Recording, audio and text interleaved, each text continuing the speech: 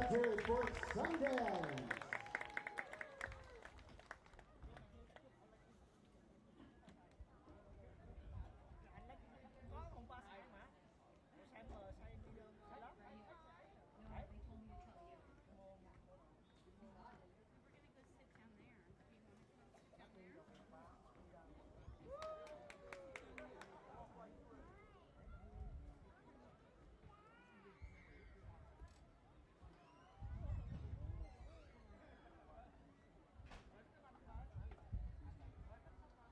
Fans, our honorary captain tonight is Senator Dr. Barbara Sharif, Broward County's first African-American female mayor and the current state senator for District 35. She is also an advanced practice nurse, and we'd like to wish her a very happy Nurses Week. Thank you for being here, Senator.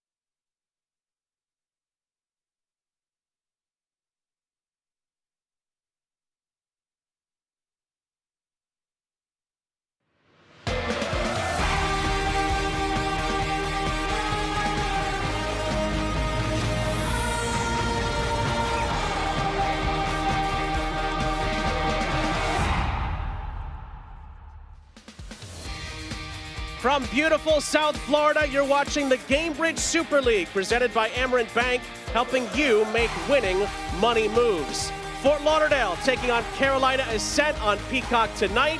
Sean St. Jacques, Jade Barquette, our entire crew. Great to have you with us.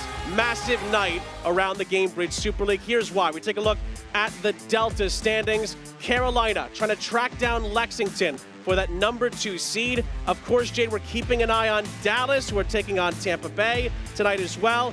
DC Power Spokane is the late game of the night, all with playoff implications. And we knew it was going to come down to these final few weekends of the Gainbridge Super League because these teams are so close, especially in that 3, 4, 5, even 6 spot with Spokane. Carolina with the win tonight could put a lot of pressure on Lexington, who plays Brooklyn tomorrow for that second place in the league. We'll be keeping you up to date on the Dallas-Tampa Bay game as our game moves along. Recently, Fort Lauderdale have struggled in the Gainbridge Super League. But when they played Carolina this season, they've tended to get positive results. They have. There's been eight goals scored between both of these two teams in this season so far. And then on this run that Carolina has been on, their only draw has been to Fort Lauderdale. Fort Lauderdale might have Carolina Ascent's number, but that's going to want to continue tonight for Fort Lauderdale, a team that's been struggling this season. Interim coach Paul Jennison has quite a few attacking pieces in this Fort Lauderdale group. One of them is our player to watch, powered by Baptist Health, trusted care for champions. Shania Gordon is certainly a player to keep an eye on. She converted a PK in their last match against Tampa. She's the captain of this squad, and she was converted to an outside back this season, has grown in that role so much. She'll look to work up and down that wing. We'll see if Fort Lauderdale can get back to winning ways tonight. Carolina can't help but win at the moment. They've won 4 in a row. They're unbeaten in their last 9. They've looked excellent. They're going for that 10 unbeaten tonight, and they have 8 wins away from home this season, which is something that is unheard of in the Gainbridge Super League and also just sports in general. Philip Poole telling us that his team just loves being around each other, and it shows in their results, looking for that 9th win on the road tonight. Outscoring their opponents during this run by 10, just conceding 3 goals. Jenna Butler has been a big reason why the defense has been so strong. She's a center back that can be a threat on set pieces. She scored her first goal of this season in their match against Tampa Bay, and she has their team high in minutes played, so she is key on the field for Carolina in that back line. You might be able to tell it's a little bit of a grudge match between Fort Lauderdale and Carolina. They met in the playoffs last year. Carolina looking ahead to the playoffs this year, and quite a few things could take place by the end of the night. We'll keep you up to date on all the scenarios. The lineups and the kickoff on Peacock are coming right up after the break. With over 2 decades of experience in the payment industry, Beyond Bankcard is more than just a payment processor. We are a partner dedicated to your success. Our mission is simple: to provide innovative, flexible payment processing solutions tailored to meet your needs. We partner up with various companies, restaurants, retail, smoke shops, convenience store, you name it, we have the POS system for it. Whether it's tools we provide or the relationships we nurture, Beyond Bankcard is here to power your payment solutions.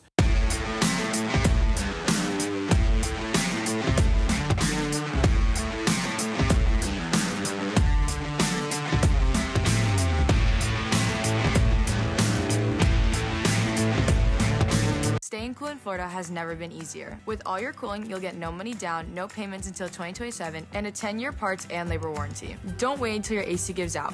Call us today, 855-818-3828, or scan the QR code below. Caitlin Clark, amazing at assists.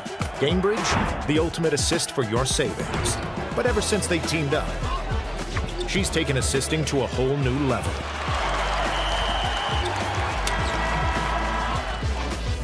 Caitlin Clark, graded assists. Gainbridge, graded assists for your savings.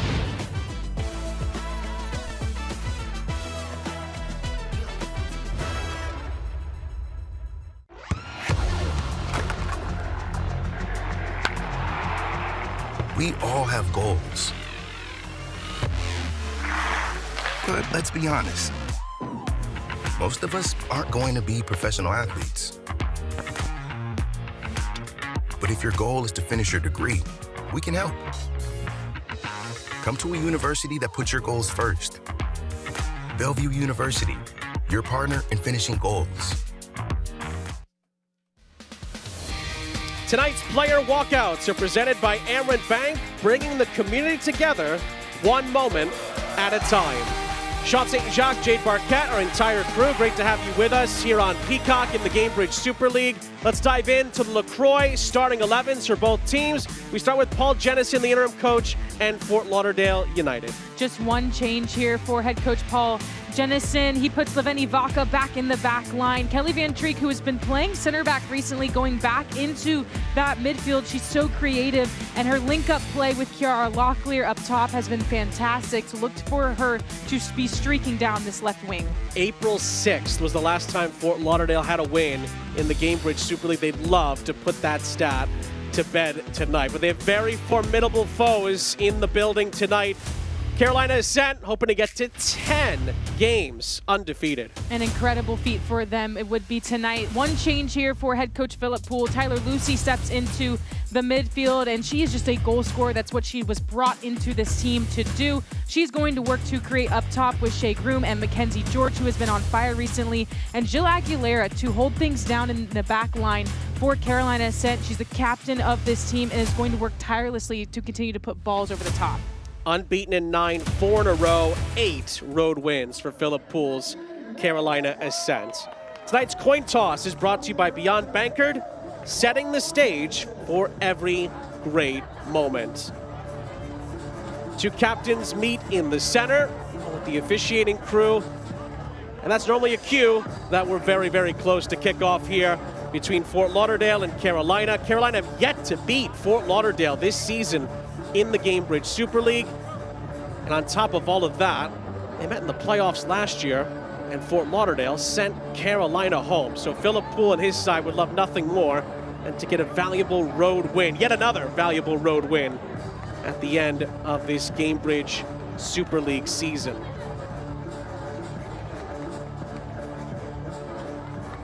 Let's look at keys to the game presented by Amerant Bank, your hometown bank supporting every winning strategy. Jade, we start with the hosts. So for Fort Lauderdale, just rising with that resilient spirit that interim head coach Paul Jennison has just preached to us about his team, really just wanting his team to focus on themselves and to bring out the best in themselves. And then for Carolina, creative chances lead to clinical finishes. Head coach Philip Poole has told us that they have won games in a different variety of performances, and they've scored goals in a variety of different ways as well. His team has never panicked when they're in the box and really look to find each other for that perfect finish on net. Well, as we saw in the standings earlier, Fort Lauderdale is eliminated. They cannot make the playoffs in year 2 of the Gainbridge Super League. Carolina have already clinched a playoff spot. They could still clinch the number 2 seed. They cannot get the number 1. That'll be between, at the moment, Lexington and Sporting Jags. Carolina's best route to getting the number 2 seed in the playoffs is win tonight and hope that Lexington drop points tomorrow when they host Brooklyn. We'll also be keeping a close eye on the other game that's going to kick off simultaneously with us between Tampa Bay and Dallas. That result could impact our second game of the night, very much so, between Spokane and DC. How will it all unfold at the end of the night? You're going to have to stay with us to find out. We're underway here in South Florida. Sean St. Jacques, Jade Barquette, our entire crew. This is the time of the year we love, and Carolina's trying to get off to the perfect start here, but the shot is going to be saved by Haley Craig to keep Carolina Ascent from scoring inside of the opening 25 seconds. Riley Parker just streaking up that side, picking up her head, trying to find a runner in the box. And it looks like it was Shea Groom coming up on that far side, sneaky in the box, trying to put it away. Great save by Haley Craig just to stop that one from going in, but Shea Groom didn't get the best hit on it. What an attack by Carolina to start things off, though. Carolina trying to stay on the front foot on this near side. Riley Parker again holds it up nicely. Mia Corbin will reshuffle the cards back over the halfway line.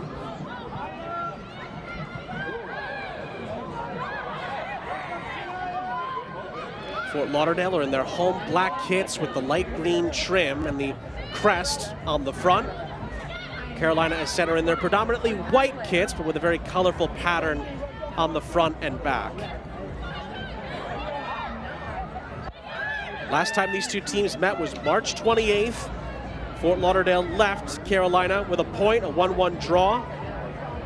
A late Fort Lauderdale equalizer in the 83rd minute, allowing the Floridians to get a point there. Drew Klemp is our head referee. He awards Fort Lauderdale a free kick. There is the interim coach. Paul Jennison is just liked, since he's come in to be the interim head coach, he's liked how his team has continued to take in the information that him and his staff are providing to the group. And despite the results, he does feel the performances are gradually improving as the season moves on. He said, listen, we want to gain momentum at the end of this campaign and have it be a foundation going into next season, and maybe play a little bit of a spoiler role tonight. He's continued to tell us that the training environment is very competitive, and a cornerstone for him is making sure his players can feel like they can go out and succeed. From that set piece, it's going to be headed out of play by Jenna Butler, and it's a Fort Lauderdale corner on the near side. Corner kicks for Fort Lauderdale are brought to you by All Year Cooling and Plumbing, expert service when it counts. There is the April Coach of the Month in the Gainbridge Super League, Philip Poole, a very modest man. He credited his players, as that is tapped over the top by one of them, Sydney Martinez, out for another corner. Philip Poole's not one to toot his own horn, and certainly credited the performances of his players for not only the recent Coach of the Month award, but all of his Coach of the Month awards. Yeah, and he told us that his wife, mentioned to him that he's won 5 Coach of the Months in the 20 months of play here in the Gainbridge Super League, dating back to the inaugural season last year. And as much as he credits his players, he is a fantastic coach for Carolina Ascent. That corner from Thompson is into the side netting, and it is going to be a goal kick. So many numbers are impressive about this recent Carolina run, and Sydney Martinez has a few of those impressive stats. During the 9-game unbeaten run, she's accumulated 30 saves, 6 clean sheets. She's only conceded 3 goals, and her save percentage is almost 91%. Obviously, the defensive players in front of her are a massive part of that as well, but those are incredibly impressive numbers for a goalkeeper over a long period of the season. And she has 10 clean sheets now on the season. She was also named for that April Team of the Month, along with her head coach, and he told us that she's grown in so much confidence, and you can feel that around her as well throughout the entire team. Spreads from that back to the front of her team. And he said she took a chance early on her spot that she was going to have as their starting goalkeeper and has just run with it this season. This is going to be played square to the edge of the area when the shot was bending. Kelly Van Treek had a hit. It wasn't a million miles away. That's the danger of Kelly Van Treek in this forward position. That shot, you're not expecting it to come as it's just coming across her body. She gets her hips around it, hits that with the inside of her foot. You can see the curl of it, tries to dip down on that far post, upper 90. Just a little too much on it, but it looked like it took Sydney Martinez off her guard a little bit. Wasn't prepared for that shot. Just to branch off your last point, Jade, must be a good problem for Philip Poole and his staff to have. Sydney Martinez or Megan McClellan, that's got to be a difficult choice to make week in and week out. 2 very sharp goalkeepers. You love that competition between, especially in your goalkeeping room, where it's a limited number of people available for the role, but the margin of error is so small between them. Only 4 saves separate them all season so far, and that has to do with a number of things, right? Who you're playing, how many shots are taken from each side. But to have either option in your goalkeeping room for Carolina is a huge confidence booster, especially down the line. This set piece is looped over the top. It's flicked out of the 18 on this near side. Carolina will clear their lines.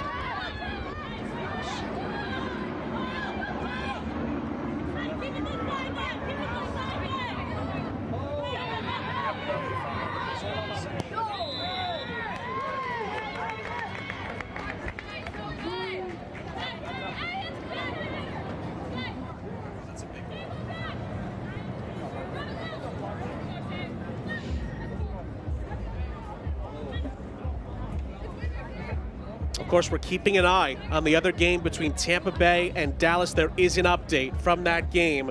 A second-minute goal has seen Dallas take a 1-0 lead. It's also being played on Peacock. That's a big goal for a number of reasons. Number one, it puts Dallas firmly in the box seat for now for the 4th and final playoff spot in the Gainbridge Super League. It's a potential hammer blow for DC Power. And obviously Spokane, it doesn't necessarily impact them on the night, but it could put them firmly behind the 8 ball if they don't win our second game of the night. That's a big development. We'll see if Tampa Bay can find a response there. Carolina are on the prowl here. Parker is deflected back, played from Merrick on the near side. It's bent in behind. And off a difficult bounce, Haley Craig makes it look easy off her line. Similarly to our game, we almost had an opening minute goal from Carolina. Dallas gets out early. Cam Lancaster assisted to Samir Guidry for Dallas. What a way to start off, and you want to be able to control your own destiny, right? You have to win the games that are right in front of you to put yourself in the best position going forward. There is a path where Dallas can clinch the 4th and final playoff spot tonight. They'd have to finish that game off and win. Then they'd have to hope DC beats Spokane in our second game of the day. If those results happen, Dallas gets the final playoff spot. No ifs, ands, or buts about it. If you can split screen your TV, I would suggest you do that between these two games. It is the perfect night for that. Referee's going to blow it dead here. It's a foul and a, well, maybe not a throw-in, beg your pardon, for Carolina down the far side. The hold-up play for Mackenzie George, former Brooklyn star. And then good defending on the back end by our player to watch, Shania Gordon. One back by Jill Aguilera. More Fort Lauderdale pressure, and Aguilera's, well, tried to go back to the halfway line and gives it away. Chance for Fort Lauderdale in transition. It's a poor ball through the middle, and Carolina claims it.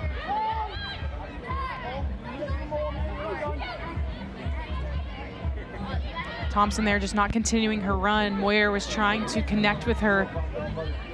Carolina was doing a good job just condensing space. I was hoping they would look more outside. You had Kiara Locklear and Kate Colvin on that right side.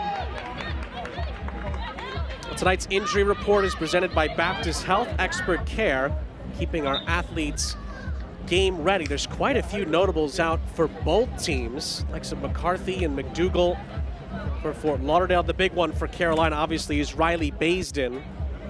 I'm sure Phillip Poole would love to get her back as soon as possible. They could really use the services of Riley Baisden for this upcoming playoff run. And she's still their team lead in scoring with 5 goals this season, but out hasn't been a problem for them in securing wins down the stretch here with these last 4 games, but would definitely love to have her as a piece of their puzzle going into the playoffs.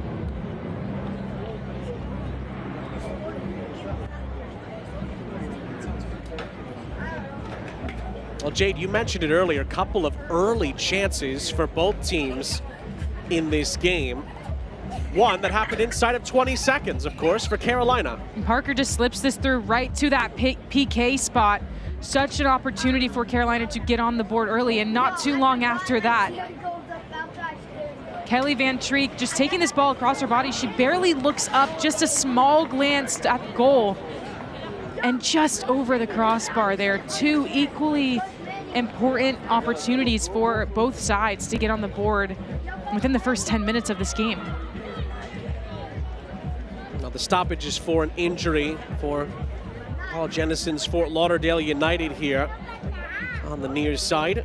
Looked like it was Emily Thompson. And luckily Thompson is back up onto her feet. Paul Jennison's trying to get word if she's okay.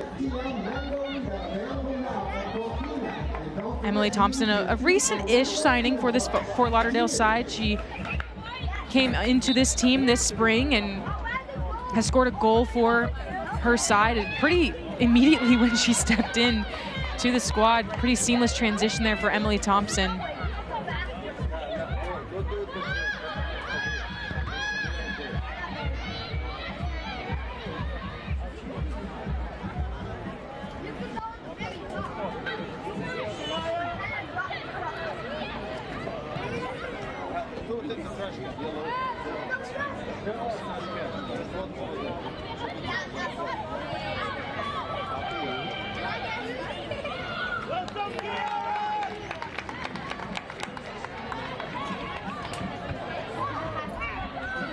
Carolina player down away from the action as the ball's thrown back in for Mackenzie George. And George wins a Carolina throw.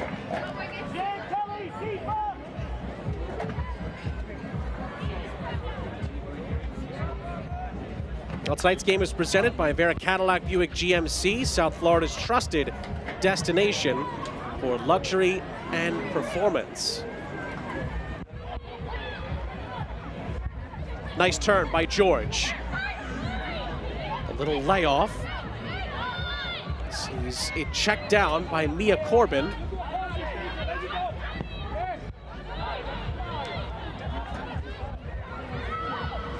Megan Nally. Wide for Jill Aguilera. Tyler Lucy. Mia Corbin. Chance to play it through the lines here towards the byline. And the cross into the middle was not kept in play. And it's a goal kick.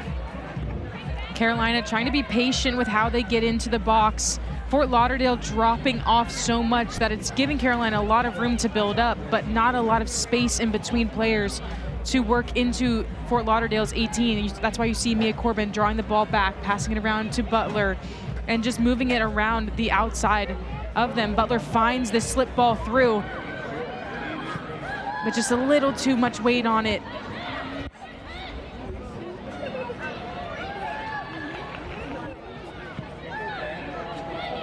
It's Kate Colvin trying to help defensively here for Fort Lauderdale. Carolina plays it down the far side with Shea Groom.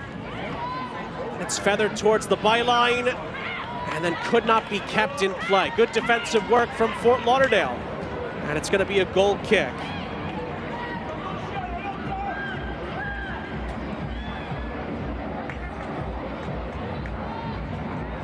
A couple of good defensive interventions from Shania Gordon on that far side.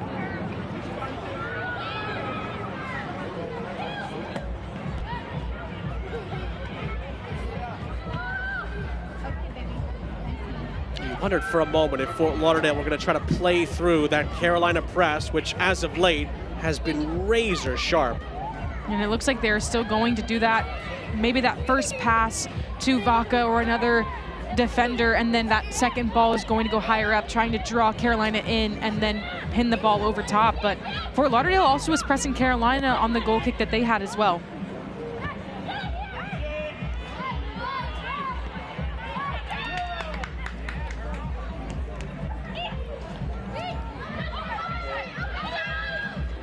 More Carolina pressure here, deep in the Fort Lauderdale half.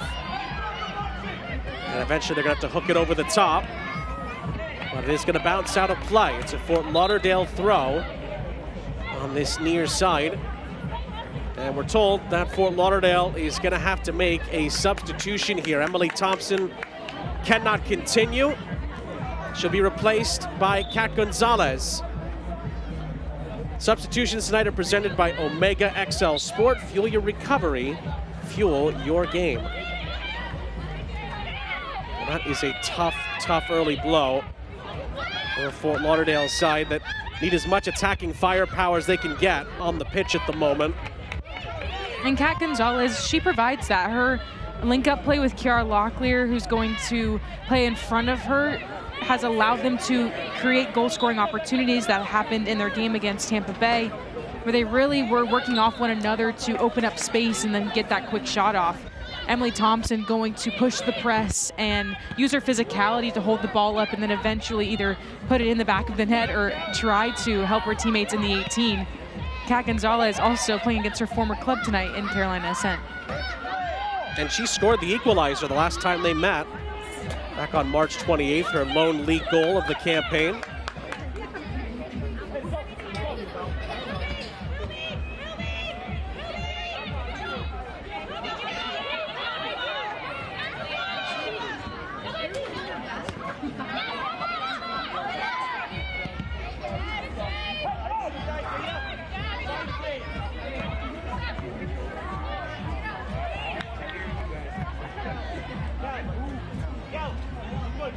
Martinez corrals it as it bounces out of play.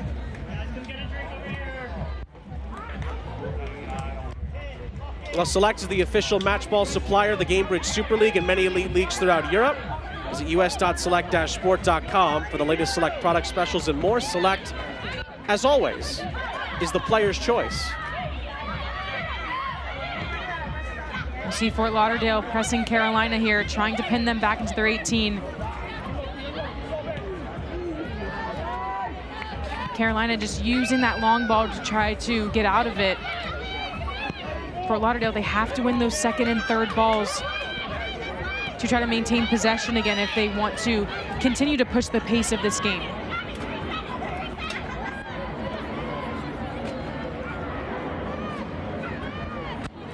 Mays back for Vaca.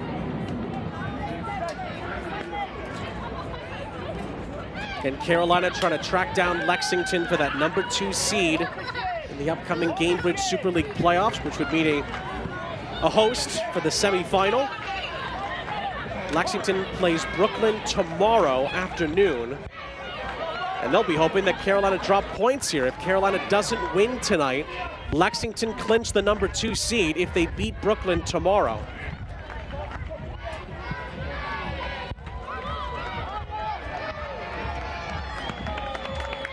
It's touched out of play for a Fort Lauderdale throw.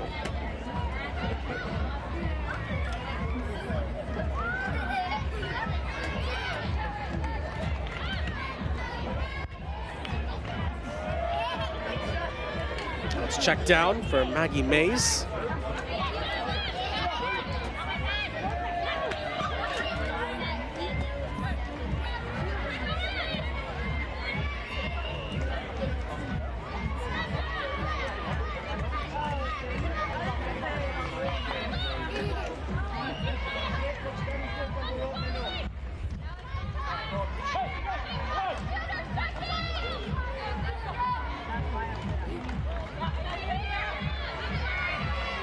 Van Treek with the throw. Might have been handled on the edge of the area. Referee lets it go. Carolina wins it back anyway with Lucy. Lucy tries to thread the needle. No foul, says the referee. It's back with Fort Lauderdale. I remember earlier in this game, Shania Gordon came up heavy on her defender, and there was a little bit of shoving. Nothing was called either. And our referee, so letting them play a little bit tonight. Coaches say this all the time. It's about consistency, right? Players say it too with the referee. So we'll see if that is the standard as the game continues on. And when I was a player, honestly, if again he called it both ways or she called it both ways, I didn't really mind, you know. And I was also a player that loved a little bit of physicality, so the more that he kind of or she let us play, the better I thought it was, honestly.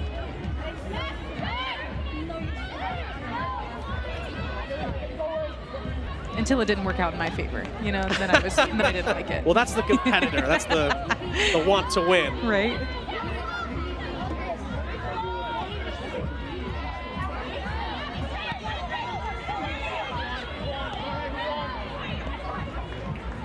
Oh, Merrick with a lovely run here. No one stopped her. But then Addison Merrick misses the target in the end for Carolina. It's a goal kick. She has already been putting in quite the shift up this right side. In her outside back position, just didn't get her hips around that one with her left foot. You see they're just open to that far side of the goal and nothing that Haley Craig can handle.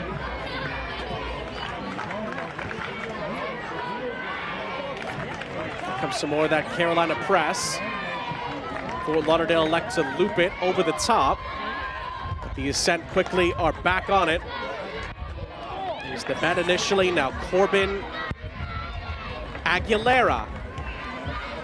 Bending it up ahead, Mays gets an initial header onto that. The bet cannot track it down. Fort Lauderdale look to weave their way through. Shea Moyer, excellent little move there to get past the initial challenge, but then she loses the ball and commits a foul herself to give it back to the visitors.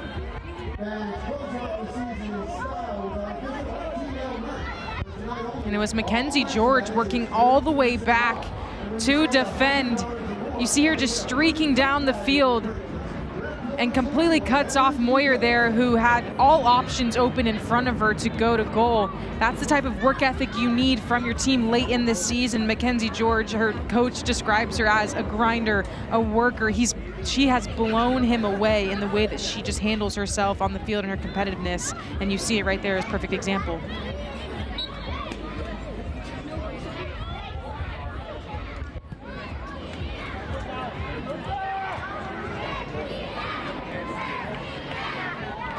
Good tussle on this far side. Shania Gordon just will not relent and does really well to spin out of that challenge. And the referee will bring it back for a free kick.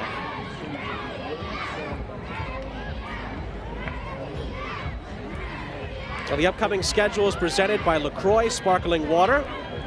It's a refreshing look at the games ahead. Fort Lauderdale's last game of the season, May 16th. They play Dallas. We'll see if that has playoff implications riding on it. A lot will depend on how the games shape up the rest of the night tonight. I cannot believe it's the end of the season. Doesn't it fly by? It does.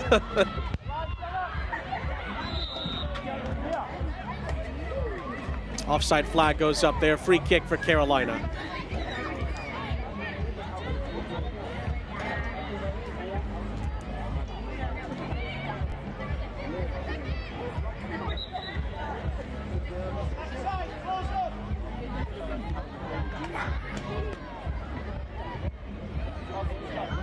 And Dallas still leading 1-0 over Tampa Bay. The other game that's going on here on Peacock. That's not good news for DC Power in particular. If Dallas wins, DC is eliminated. Doesn't matter what happens later on tonight because that's DC Power's last game of the season. They don't have any other games after tonight. Spokane still has a chance to match if Dallas holds on in Tampa Bay. Spokane with a win could take it to the final day. As far as that fourth and final playoff spot is concerned, Dallas, if they do win, will hope that DC beats Spokane. That would mean Dallas gets the final playoff spot. No questions asked. And then it's decided. That's it. Yeah.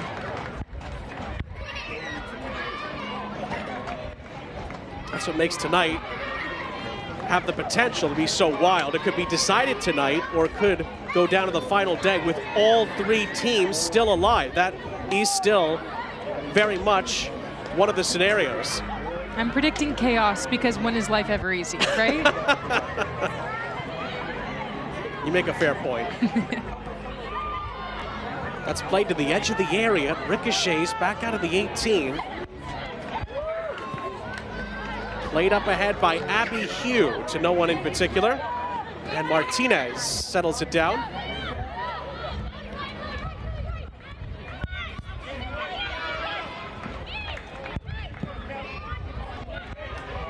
That's looped over the top by Mia Corbin. Shea Groom lost it. Fort Lauderdale just about clears it. And they tried to get it up ahead for Kiara Locklear. And then a foul against Mia Corbin gives it back to the hosts.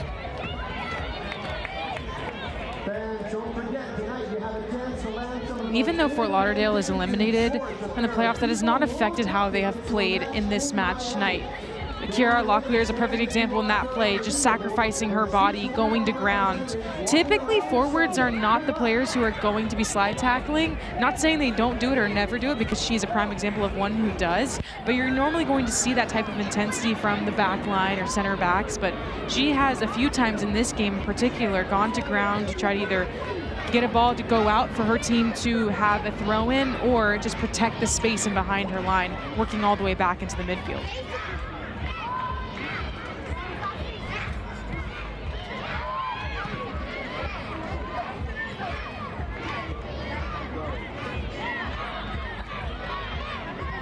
Another player goes down away from the ball for Fort Lauderdale. It looked like it was Shea Moyer who was struggling here. It's going to be put into the penalty area. The header away from Jenna Butler. Carolina plays on. They don't have to stop the play. It's up to the referee, particularly if it's not a head injury. Looked like Shea Moyer got back up, but she is hobbling right edge of the center circle. Number 8 in black is holding the back of her left leg here.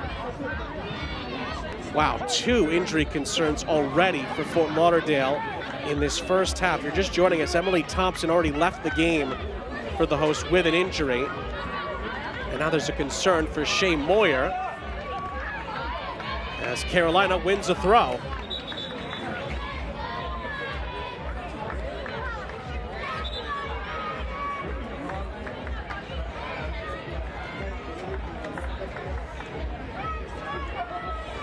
Play is going to be stopped, I think, for the potential injury here, at least for the moment.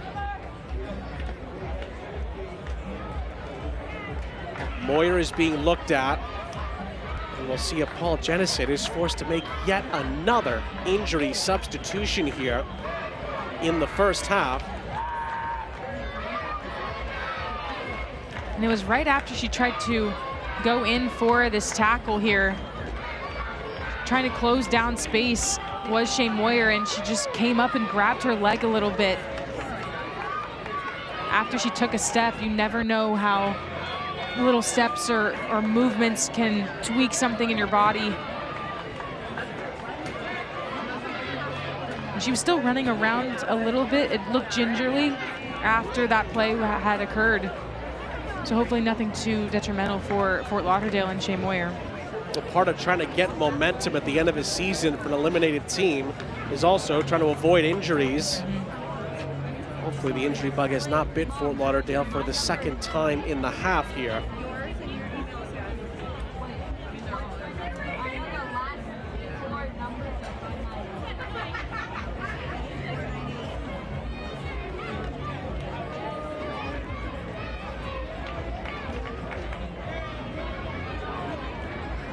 Well, there is news from the other game, Tampa Bay and Dallas.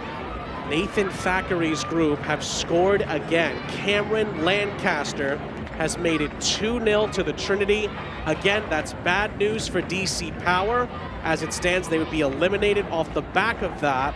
It also would mean again that Spokane would have to win later on tonight to take the race for the fourth and final playoff spot in the Gainbridge Super League to the final weekend.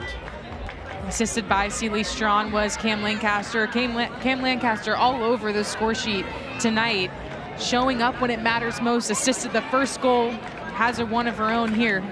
I have said this time and time again. If your name is Cameron Lancaster, you know how to score goals.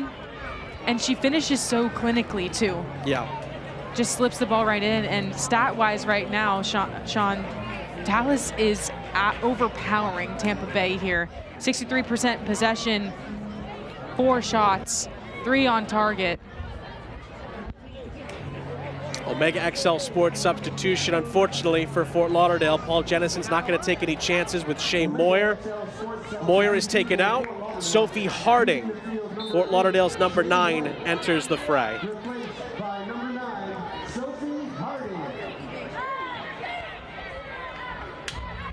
Meanwhile, Riley Parker whips it into the middle, caught by Craig.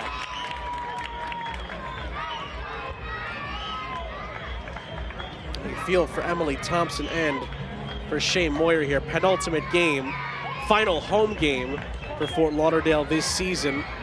Not able to see it out. That's a disappointing set of circumstances for those two players.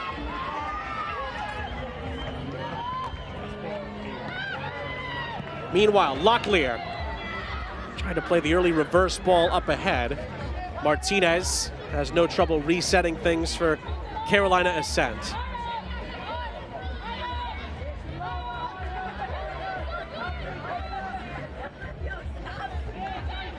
And a part of making these subs right now is getting the new players acclimated into how they want to play the game.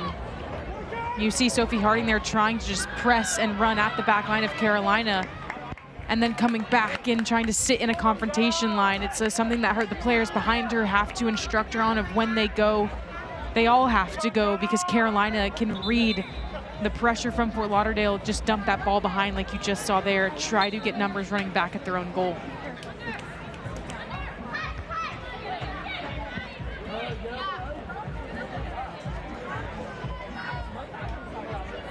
Merrick will try the throw again. Played it square. Lovely turn into space here by Shea Groom. The shot is blocked away by Vaca. The vet recovered it initially, and then it's checked down by Aguilera initially. Nally on the run, and it's brought back for a free kick. Well, these two have been going at it this entire 30-plus minutes here between Tyler Lucy and Shania Gordon. This time, the referee will call this one. The initial shot was perfect from Carolina. A good one on goal, but Vaca blocks it.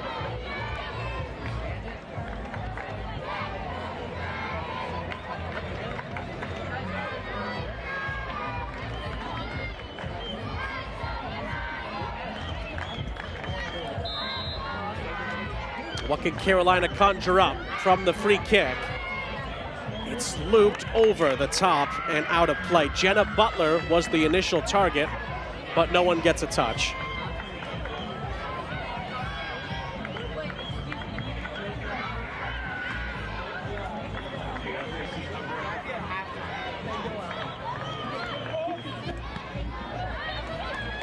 Well, 3 teams have punched their ticket into the Gainbridge Super League playoffs, but the season, as you know, is far from over. Stay up to date on all the latest information, analysis, and insight. Visit GainbridgeSuperLeague.com to stay up to date.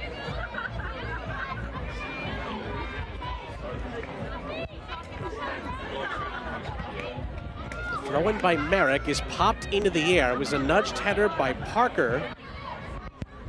Locklear for Fort Lauderdale does really well in tight quarters, but does give it away. Looped over the top by Butler. Parker again. That was a nice little incisive feed, but George wasn't initially on the same page. Well defended by Fort Lauderdale. It's a goal kick.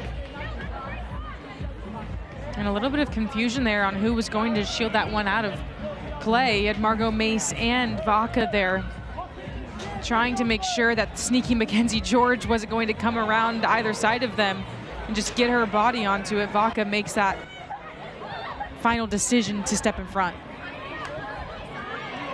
And Carolina nearly turned it over there and almost went on the attack. Now Locklear, it's a popping it into the air. Harding beaten to it.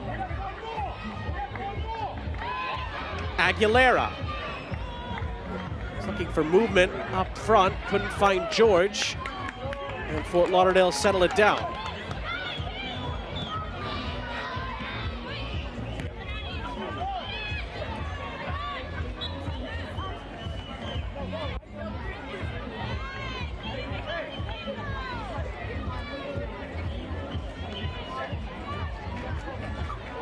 I wish there was a stat that showed you how many times a player fell to the ground during the game or was on the ground, because I feel like here Locklear would lead the league. Oh, wow, okay. Potentially. A lot of due diligence, I think, would need to be done to have an accurate And I'm not offering myself that. to do that. I am not offering myself to do that. It would be interesting, though. It's a lovely take here. Carolina have the numbers up ahead, but the feed from Shea Groom was blocked. It's still up for grabs here. Another shot deflected off the edge of the 18. Merrick is able to pick up the pieces here. Little give and go. Back to Addison Merrick. Time and space on the near side.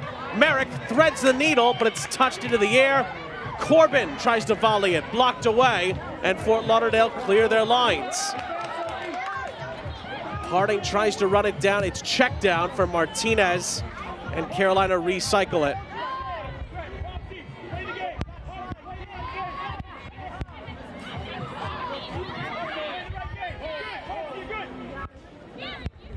Right now, Sean, Fort Lauderdale has a slight possession advantage. It's pretty even, only 2% between the two right now.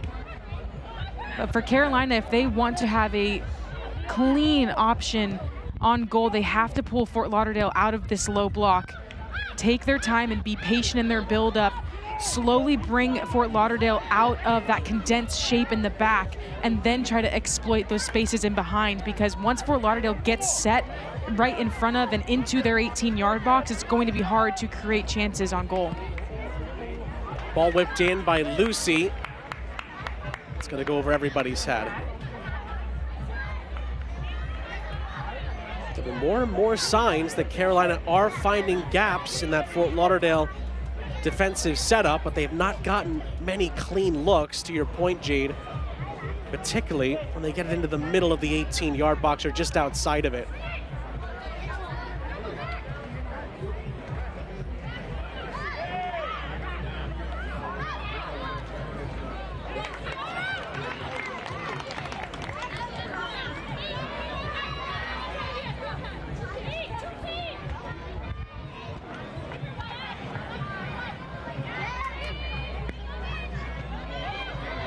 Was hooked clear by Locklear.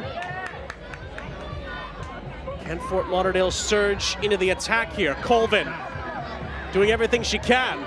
Feeds it in behind, looking for Harding. It was swept up nicely by Butler. Great effort, though.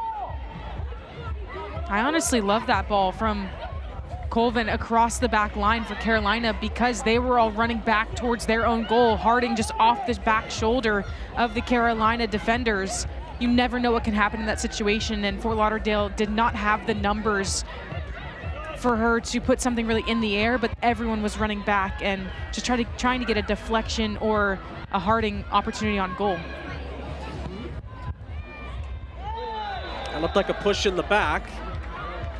The referee concurs with the help of his assistant, and it's going to be a free kick.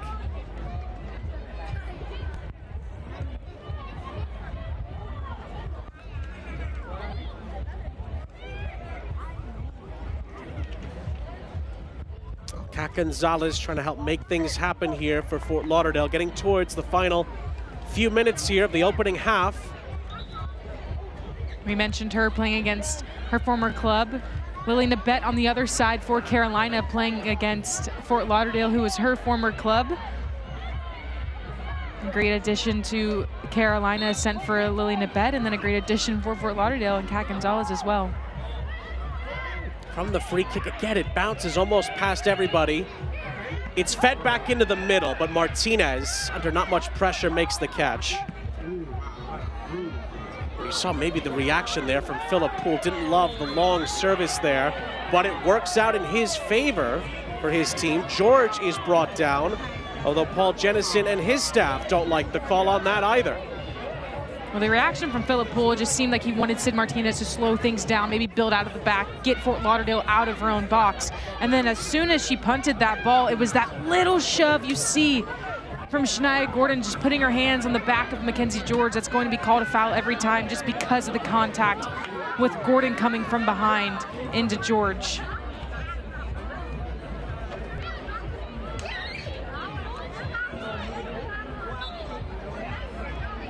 Well, Jill Aguilera stands over it for Carolina. And once again provides great service into the middle. It pinballs around, the shot is blocked. Butler, of all people, took a big swing at that. Looks like it's going to ricochet out for a Carolina corner. You can't ask for more from Jill Aguilera. What a beautiful ball, just lofted right into the mix. It was Fort Lauderdale who originally got the header for it initially. Drops down, they could not clear it. Bodies were colliding, and again, just swarming around the ball is Fort Lauderdale, not allowing Carolina for a clear chance. From the corner, Mia Corbin, all your cooling and plumbing corner. Corbin's ball in, again, just a little bit too overhit. Lucy looks to recycle it. Forced to check it all the way back down to Merrick.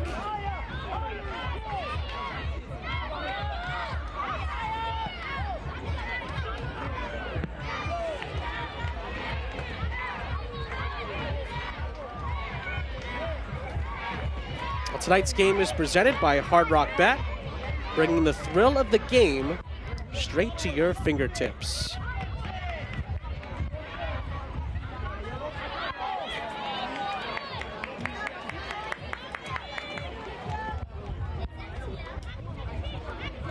In stride, Merrick. Put it back into play. The pressure from George. Was George fouled there? Yes, she was. And a yellow card will be handed out to Abby Hugh. Carolina gets a free kick in a rather dangerous spot. In my initial response to the card there, I was a little bit confused, but you see Abby Hugh just grab onto George's jersey there right at the end. Mackenzie George has done a fantastic job defensively winning the ball back for her team. You saw her work all the way almost into the back third of the field. This time she's on the front lines trying to just win the ball back closer to goal, and does a fantastic job of drawing that foul for her team.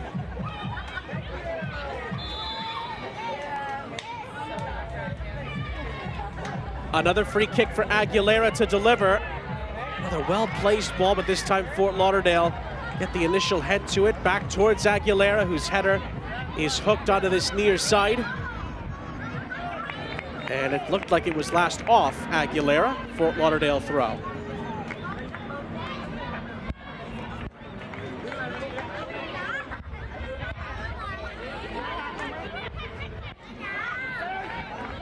Corbin for George. Still, Mackenzie George looks for the angle for a shot. And maybe had options as well during that brief spell of play. She sends it off target. Mackenzie George was drawing 2-3 defenders from Fort Lauderdale, but she had Shea Groom just off of the back line, unmarked. When you draw that many defenders, there has to be one open. And for Carolina right now, they haven't had a ton of shots on goal, only 3 shots, 1 on target in this half. Go back to the keys of the game. They have to have clinical finishes and opportunities, and right now Fort Lauderdale doing a fantastic job. Oh, the goalkeeper commits there. There was a collision. And Fort Lauderdale are bailed out by the referee's whistle here. Haley Craig comes off her line. In a dicey position does Haley Craig come off her line, because Vaca had George running right behind her. And there wasn't a lot of space. I'm not sure what Craig was trying to do there. Maybe she was already off of her line enough. 1 or 2 Carolina chirps there saying that Mackenzie George didn't make a lot of contact either on Vaca. Fort Lauderdale maybe a bit fortunate to get out of that unscathed. That could have easily been a clear chance for Carolina. And the Mackenzie George engine continues to rev here towards the end of the half, tries to cut it back. Merrick.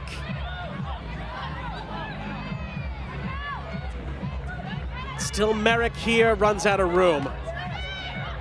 It falls from Mia Corbin. As we enter first half injury time here, Corbin switches the point of the attack, but we had 2 injury stoppages, so 5 added minutes still to play before halftime. Corbin over the top. Oh, Merrick keeps the ball in play, and the ball was placed into a good area, touched clear by Fort Lauderdale. Only as far as Parker.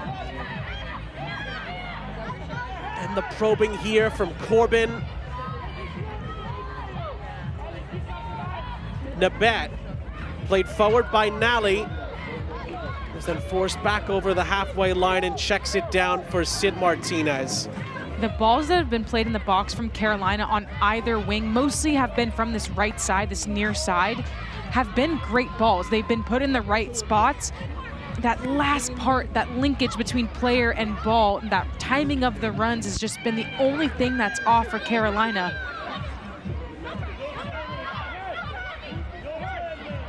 Lucy with the hold-up play.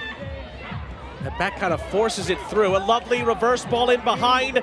Riley Parker tries to get through here and is fended off by Vaca, collected by Haley Craig.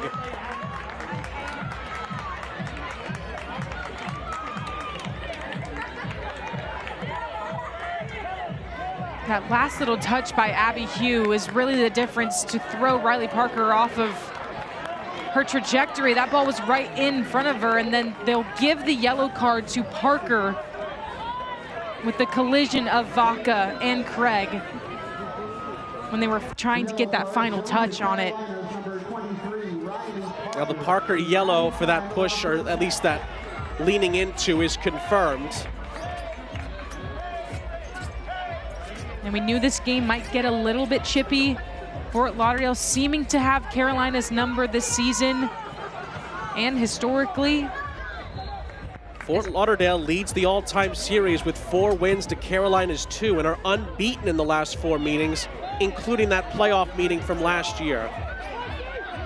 Especially with Carolina right now wanting to gain as many points as they possibly can to secure their own destiny, make sure that they control what happens in front of them in the future as best as they can.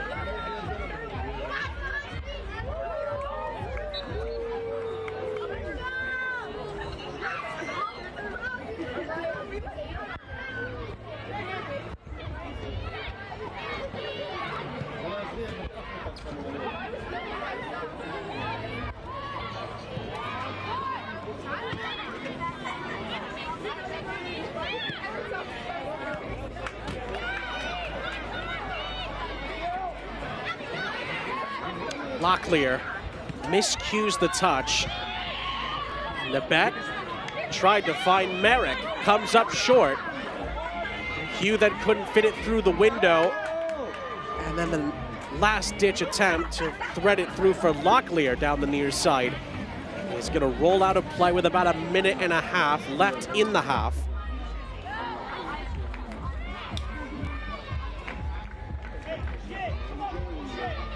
Looks like the other game going on between Tampa Bay and Dallas. They're in first half stoppage time. Still 2-0 to the Trinity, which again, not good news for DC, who could be eliminated before they play their last game of the season later tonight. We'll have to hope that Tampa Bay has an almighty turnaround in their future. And again, if you're Lexington watching this game, you won't mind the scoreline here at the moment. If Carolina drops points here, it opens the door for Lexington to get the number 2 seed sewn up tomorrow. And again, we'll have the coverage for you later tonight, 10:30 p.m. Eastern. Spokane and DC. That game is going to matter regardless of the Dallas result. But it'll either matter for one team or both teams. All eyes are going to be on that Spokane and DC game here in the Gainbridge Super League. It's going to be a foul and a free kick in the half's final seconds here.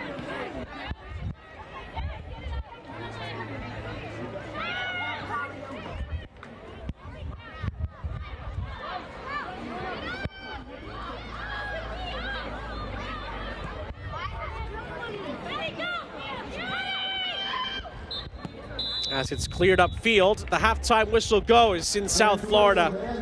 Well, both teams had a decent amount of opportunities to break the deadlock, but we find ourselves at a stalemate through 45 minutes and change. This game has mostly been played in between the 18-yard boxes for either side. I said earlier in the broadcast, Fort Lauderdale had most of the possession. That is now flipped. It is Carolina by a small margin. They do have the upper hand in both shots and shots on target, but for Carolina, only one shot on target is not going to be good enough for head coach Philip Poole. On the other side, Fort Lauderdale, 1 shot, 0 on frame for Fort Lauderdale United. If they want to try to gain any points in this match, they have to shoot on net. Well, certainly an intriguing game as we get closer to the second half, but we're joined at the moment by Carolina Ascent's Mackenzie George. Mackenzie, thanks so much for taking some time. How do you assess your performance and your team's performance in the first half? You know, I think we've actually come out pretty solid. We've done a good job of getting to the attack. We've come out with some grit. I think it's just kind of piecing together the final pass, the final ball, and getting that chemistry in the final third and finishing it. And once we do that, it's going to be game over. We've seen the grit from your side. You've taken a lot of contact. How do you guys manage your emotions here in this second half to get one in the back of the net? Well, honestly, we're used to it. I mean, we've done a lot of things in the attack, PKs, fouls. We've had a lot of our game finishers, winners come from set pieces because of this type of thing. So honestly, we just take advantage of it and keep grinding and realize we're kind of getting the best of them. So yeah, it kind of just fuels us. Hey, Mackenzie, thanks so much for your time. We really appreciate it, and best of luck in the second half. Thank you. Thank you. That's Mackenzie George from Carolina Ascent. We're at a 0-0 scoreline on this Mother's Day weekend here in South Florida. Certainly well poised for the second 45 here in the Gainbridge Super League. Carolina needs it to try to get to that number 2 seed in the upcoming playoffs. 0-0 at the break. Halftime's coming up on Peacock. On that far side. And we knew this game might...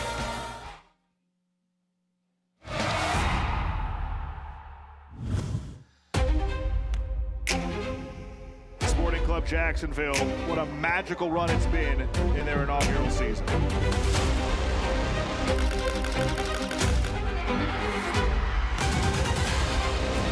Unbelievable! Lexington have doubled! Carolina Ascent on top. Tremendous team goal for Power FC. Spokane on the scoreboard in a very important game for playoff positioning.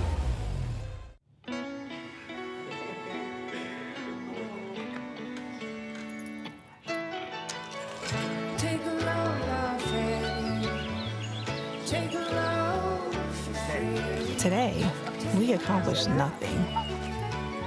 I mean it, not a thing.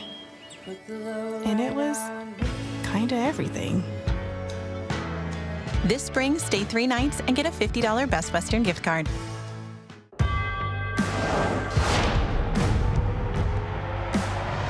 Prinks Tires in the USL help soccer journeys everywhere to drive harder.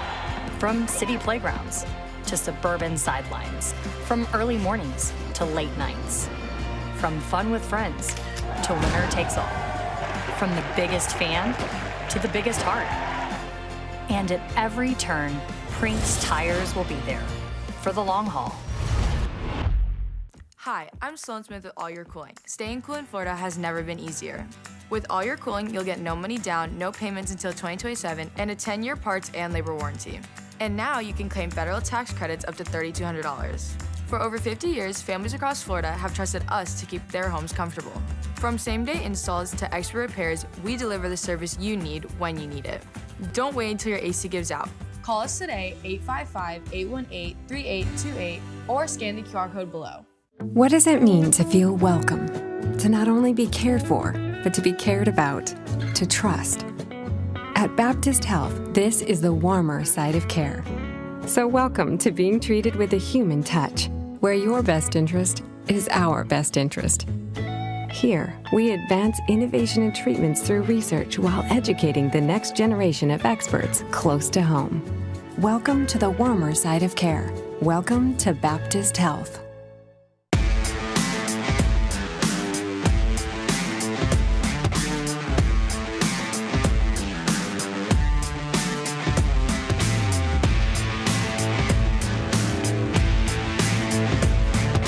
Staying cool in Florida has never been easier. With All Your Cooling, you'll get no money down, no payments until 2027, and a 10-year parts and labor warranty. Don't wait until your AC gives out. Call us today, 855-818-3828, or scan the QR code below. Halftime is brought to you by iHeartRadio. Your music, your teams, your station. 0-0 here on Peacock in the Gainbridge Super League between Fort Lauderdale United and Carolina Ascent. Sean St. Jacques, Jade Barquette, our entire crew. It's great to have you with us.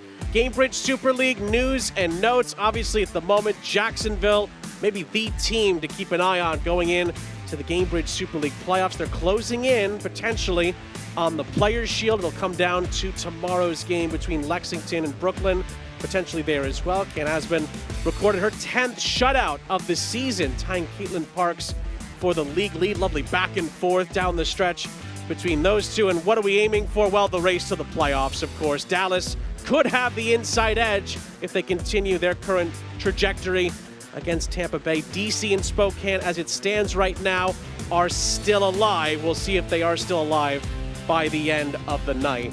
Out-of-town scores presented by Delta Airlines, keeping you connected to the game wherever it's played. It's 2-0 Dallas at the half. Obviously a big win earlier this week for Sporting Jacks against DC.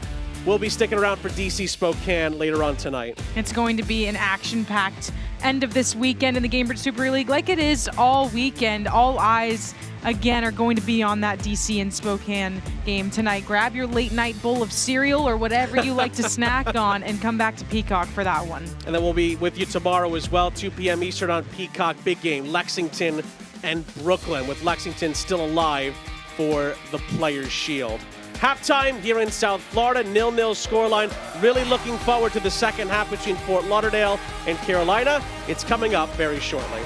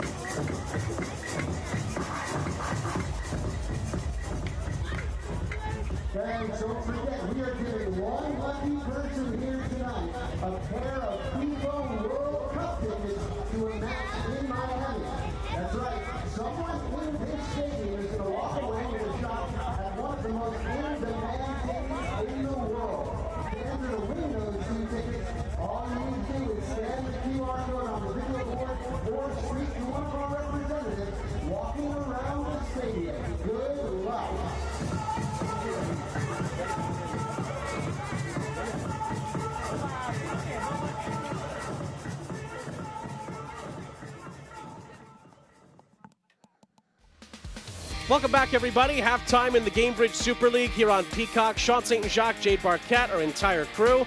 Great to have you with us. No score yet between Fort Lauderdale and Carolina. We'll look at the halftime highlights powered by Omega XL Sport. Fuel your recovery, fuel your game. We start with the Ascent on the attack.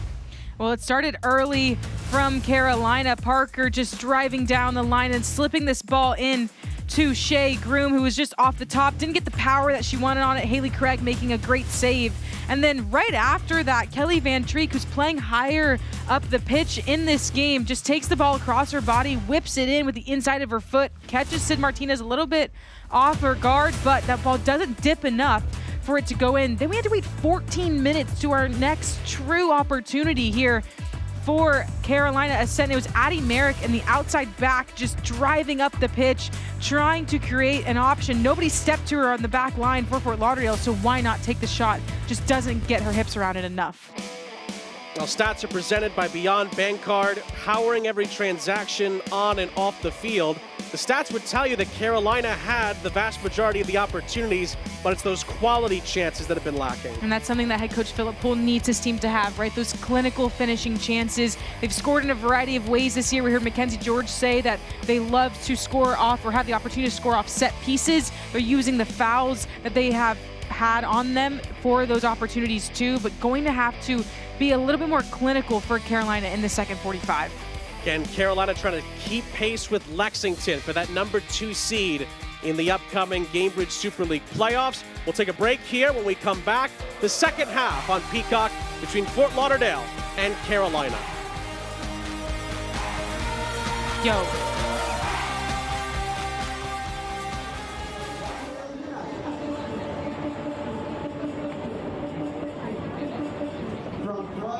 Fire, Serve Pro is ready 24/7 to restore your home or business. Proud to be the official restoration partner of Fort Lauderdale United. Serve Pro is here to help.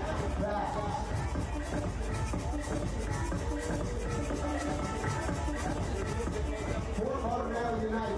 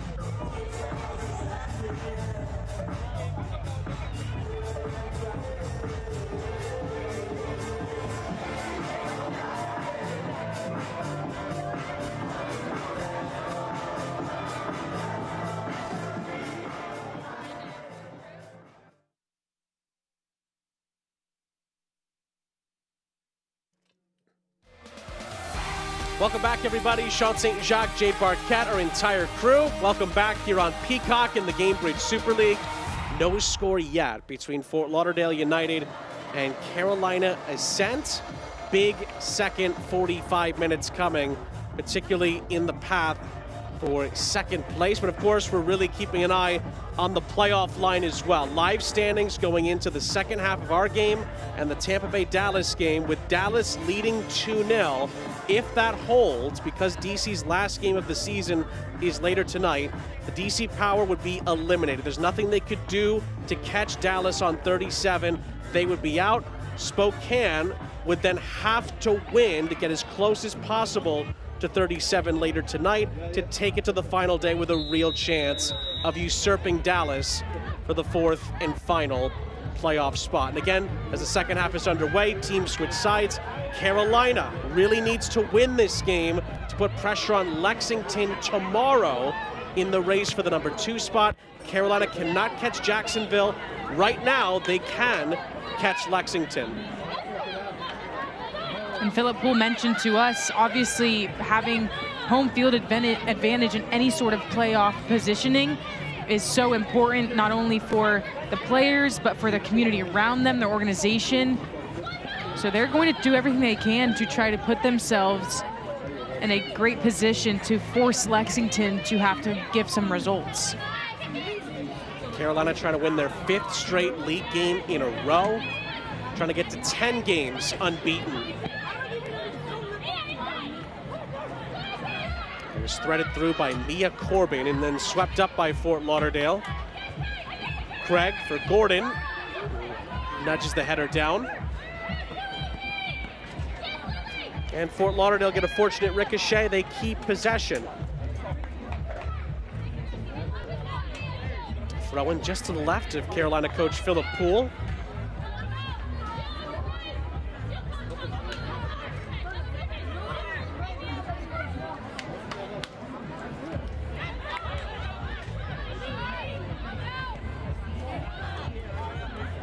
Carolina trying to finally beat Fort Lauderdale as well. Fort Lauderdale are undefeated against the Ascent this season. Again, that goes back to last year's playoffs as well, when Fort Lauderdale beat Carolina in the semifinals before losing to their in-state rivals, Tampa Bay, in the final.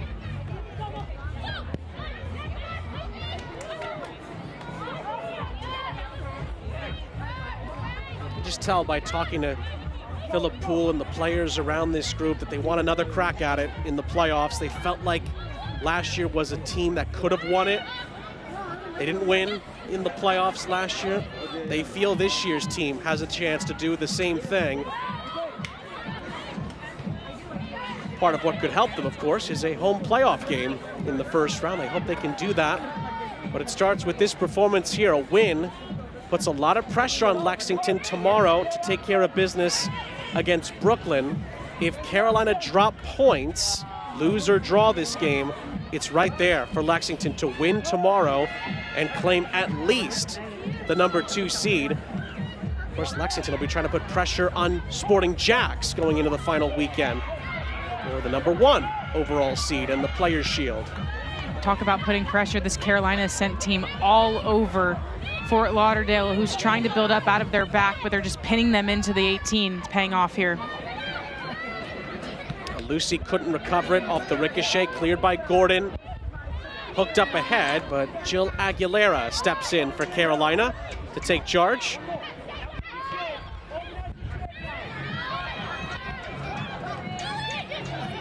Nabat tries to thread that needle. It nearly fell for Lucy. Good defensive touch towards Gordon. Out for a Carolina Ascent throw. Nabat right to the edge of the area. Back to Nabat off a layoff. She hooks it in behind. The header's not definitively away yet. And now it's blasted forward. Nabat wins it right back for Carolina. More and more pressure from the visitors here. Aguilera, plenty of options here. Bends it in behind, and it's off the shoulder in the end. before being corralled by Craig.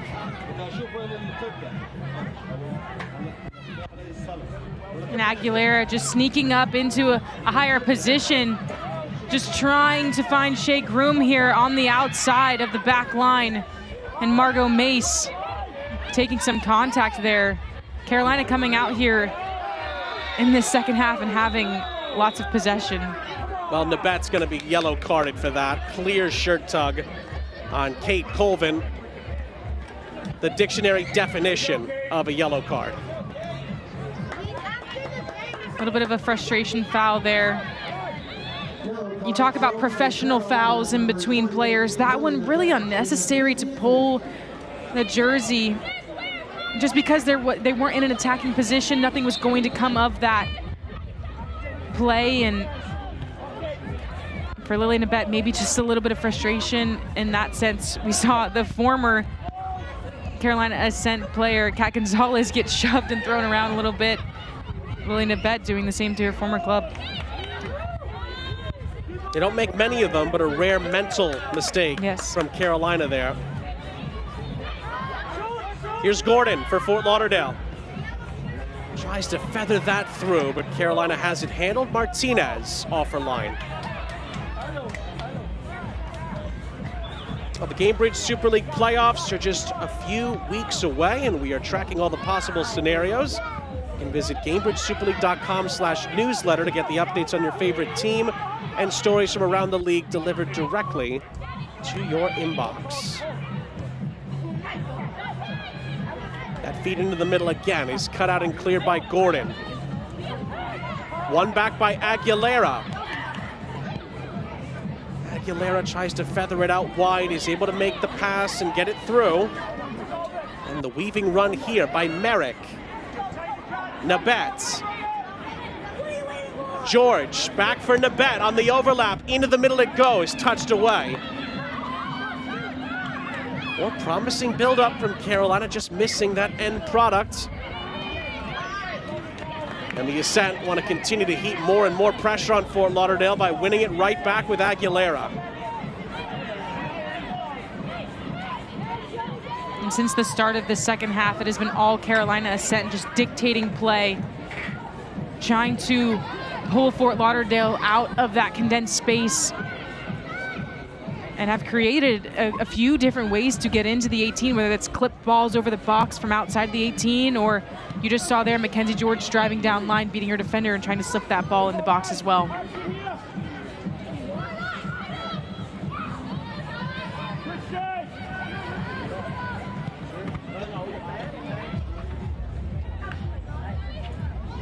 Well, the header by Merrick allowed Nabet to get onto it. The give and go, it's again touched forward. Check down for Aguilera. Mackenzie George. Gonna size up Gordon here. Gordon does well, wins a goal kick. I love the battle between these two here on this near side.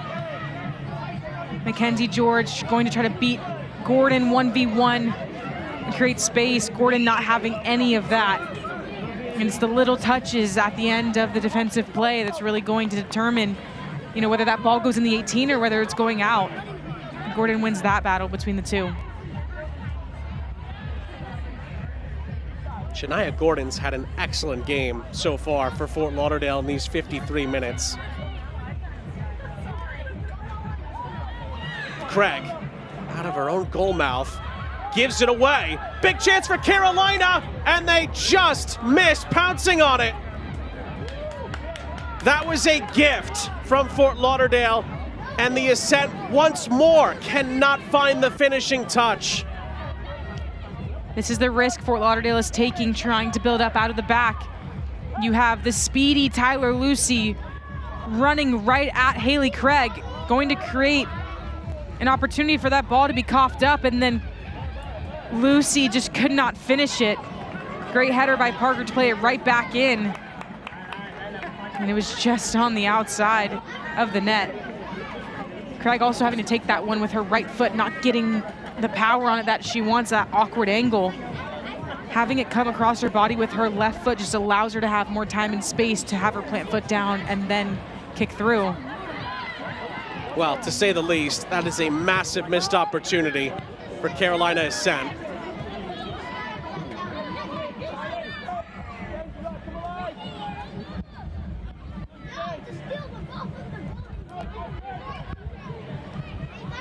We talked about how Carolina during this 9-game unbeaten run has outscored their opponents 13-3. They're just missing a bit of that clinical edge so far tonight. Gordon kept that in play on the near side as Fort Lauderdale play their way through. It is Shania Gordon leading the charge here. Tried to thread the needle.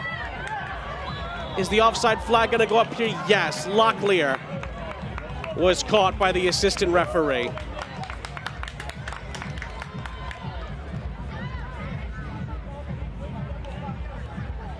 If Fort Lauderdale wants to have any sort of offensive production here in the second half, it has to come with Shania Gordon involved. You saw there keeping the ball in play and then combining with her teammates to get higher up the pitch and try to slip that ball through to Locklear, who just mistimed her initial run just a little bit. But Shania Gordon, like you mentioned earlier, fantastic game, has gotten herself into a little bit of trouble in terms of fouls and defensive efforts, but has been locked down on the back line for Fort Lauderdale, and then has to have her in the attack, has to be creative for this Fort Lauderdale side in the offensive third too.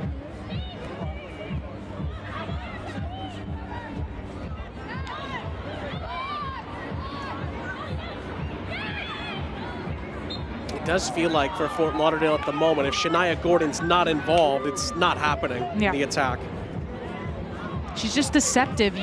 She's quick as well, usually working up and down the flank to put balls in the box crosswise, but if she's dribbling down the central part of the pitch, why not allow her to create in that way too?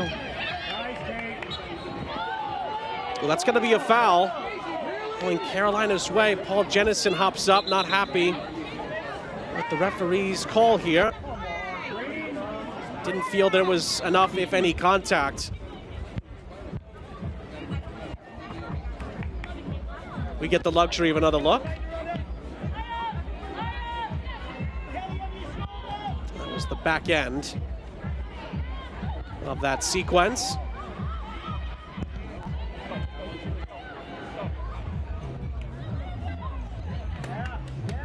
Well, that's a swing and a miss that allows Fort Lauderdale trying to bring some numbers forward here. Kiara Locklear tries to play it through the lines. It's touched away by Butler. Now Mia Corbin. Can Carolina turn this into something here? It's going to be clipped over the top. It's a foot race towards the edge of the area here. One that Mackenzie George wins and does keep it in play. Still Mackenzie George weaving in and out to try to keep the ball, and does keep possession via a throw.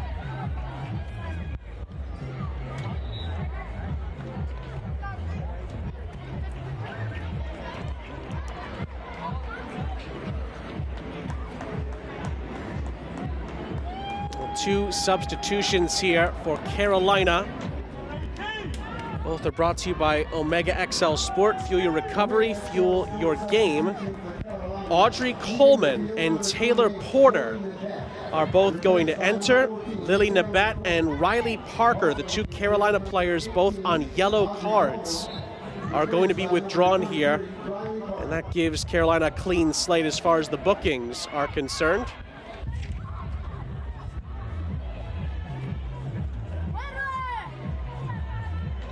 Coleman gets right to work here for Carolina. Can't quite pick out the right pass. It falls for Aguilera. And then Tyler Lucy cannot keep it in play, but she was there to settle for the throw in the end. Porter trying to get it back for Lucy, and this time she really can't keep it in play.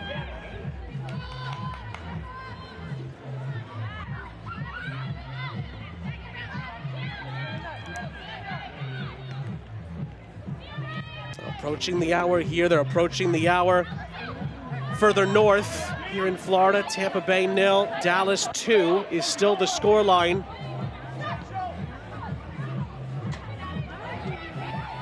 Layoff here is for Mackenzie George. It opened up for her, but the shot is blocked by Mace and collected by Craig. And once again, Mackenzie George is all in the mix. Maybe one touch too many on her cutting inside. She has it right there before she takes that second touch inside. Oh, what a ball that is. Harding is in for Fort Lauderdale. Oh, and drags it wide. By far the best chance the hosts have had. In the second half, Sophie Harding cannot find the back of the net. 100% agreed, Sean. This was the best opportunity. And it really is that last-ditch effort by Butler, who just comes across and makes contact with Harding, but just enough to disrupt that shot. Harding looked like she was trying to place it. Butler disrupts that.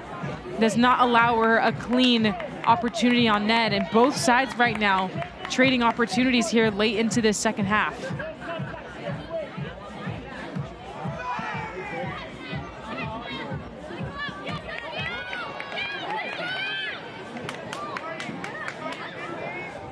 Well, tonight's game is presented by Vera Cadillac, Buick GMC, South Florida's trusted destination for luxury and performance.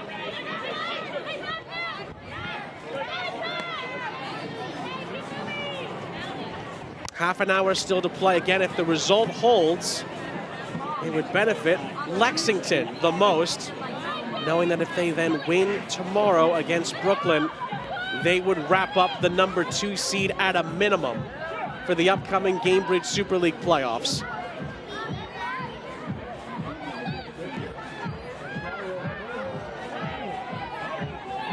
Pressure is on Carolina here to try to find a goal in the next half an hour that remains. Here is Mackenzie George trying to shovel that forward. But Shania Gordon and company just continue to slam the door shut on this near side, though they give it away here. Touched in behind for a chance. The goalkeeper is rounded. Oh, and then makes a good save. Coleman denied by Craig, but it's going to ricochet out of play. It's going to be an all-year cooling and plumbing corner. And what an opportunity here for Coleman, who's just stepped on the pitch and has been a part of both opportunities that Carolina Ascent has had. Haley Craig needed to make a save there after that initial touch was taken inside. She follows the ball and makes herself big and doesn't allow Coleman to put anything across the goal mouth.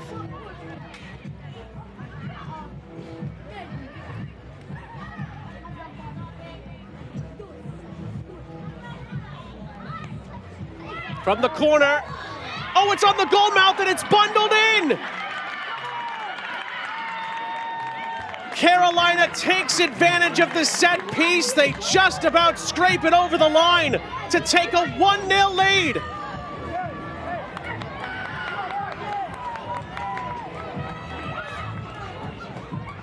And of course, it's Mackenzie George. What a ball in from Mia Corbin. All she has to do is just put it in the mix.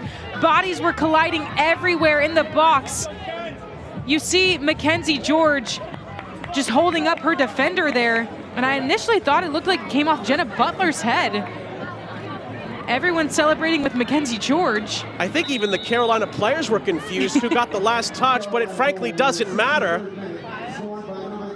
At the moment, it is Mackenzie George's goal officially. That might get reviewed, but at the moment, it doesn't matter. The Ascent have the lead, and they're putting that pressure they wanted to put on Lexington. You're exactly right, Sean. It does not matter who puts the ball away for this Carolina team. They needed one in the back of the net, and Mackenzie George and company provided that. But Fort Lauderdale win it back here. This could be a good chance in transition. It's Abby Hugh trying to lay it off. Oh, the shot's deflected. It may have come off a hand. Referee lets play continue with Coleman.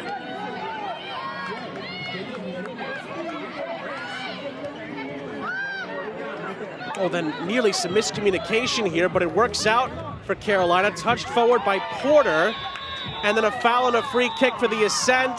Free kick from Maggie Mace for the challenge.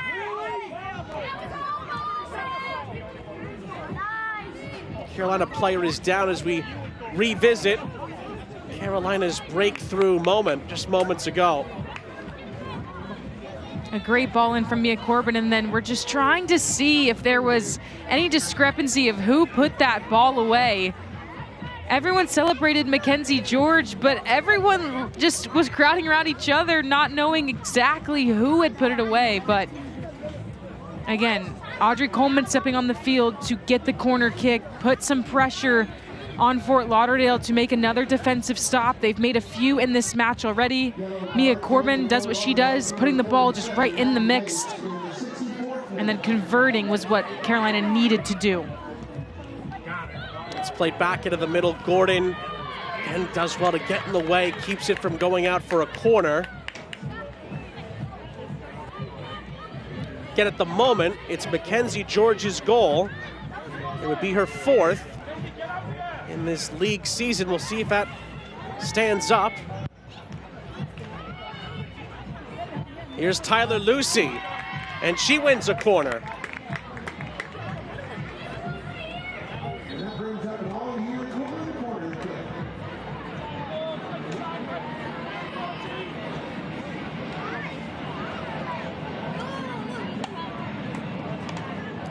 Well, can Carolina use some of this momentum boost to grab a second and really take control of proceedings here?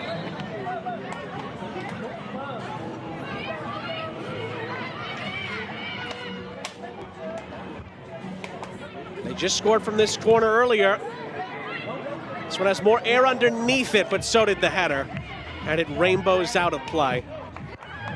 Looked like they were targeting Tyler Lucy there on that back post, who just didn't get the right angle on that header to put it back towards net. At Bellevue University, your success is the only thing that matters. That's why they offer education that's designed to help you achieve your next goal. Find out more at degrees.bellevue.edu/goals.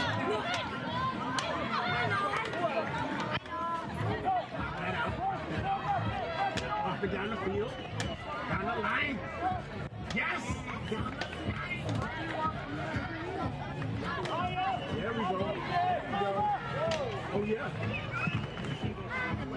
We talked about it earlier when Carolina, particularly when they're on the road, they're able to get that first goal. Things tend to find themselves in the right place. And look at that. When they've scored first on the road this season, they're undefeated. 8 wins. 1 draw, and that overall record on the road is also astonishing. If they win this, Philip Poole's side will have 9 road victories in the Gainbridge Super League. That's quite the feat. And it would tie the league record, which is currently set by Sporting Jacks. When we asked Philip Poole, what is that about? You don't really see that amount of wins or success on the road, and he just accredited to his team loving to be together, whether they're in the airport, they're on bus rides, or they're out to eat with one another. They really just love being in each other's company, and that bonds teams, especially when you're on long road trips. It can either bring your team together or really allow for some needed time apart once you do come home, and he has always just said that his team thrives on being around one another. And it's really helped them when they've had to go on the road and take care of business. Again, on top of that, Carolina's trying to get their 5th consecutive win in Gainbridge Super League play and go to 10 unbeaten. But here comes Sophie Harding for Fort Lauderdale. Tried to play this square, but Jill Aguilera runs it down, gets there ahead of Kate Colvin and clears it.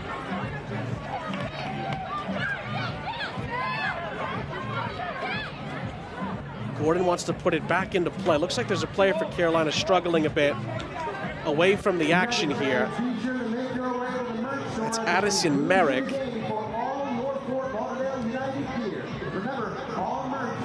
Who's also had a very good game so far tonight. Maybe just needed a moment to recover. Hopefully it's nothing more than that.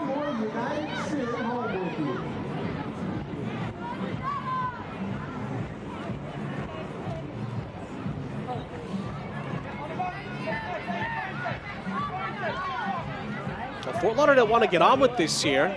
Referee has not allowed them to start it back up yet. Now Gordon can put it back into play. And then Aguilera shields it away and wins a throw.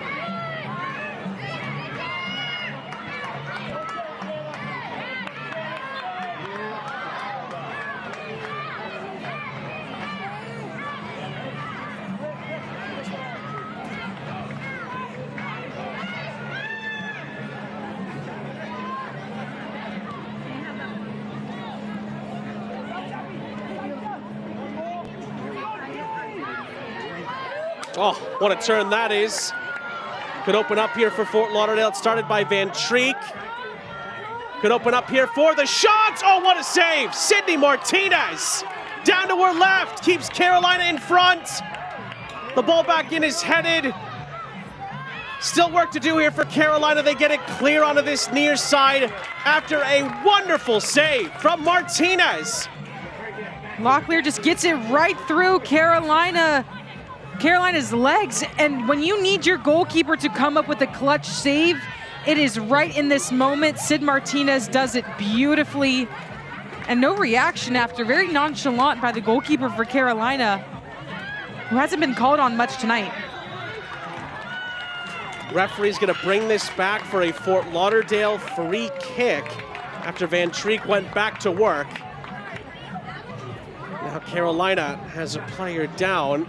Fort Lauderdale set up what could be a pretty promising set piece. Couple of nice moves individually from Kelly Van Treek in these last few sequences. She's so creative in that central role. Really decisive when it comes to her passing as well. You saw her feed Kiara Locklear there, eventually set up that shot.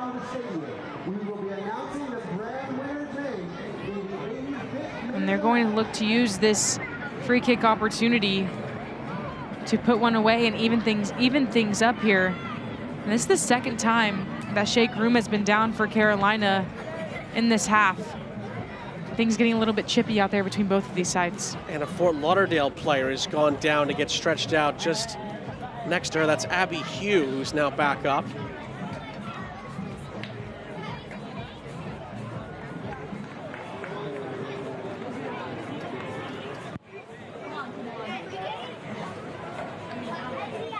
What led to the injury stoppage. Do you wonder if the referee maybe could have played advantage there with Van Treek trying to size up for the shot, but there were plenty of Carolina defenders still in her way.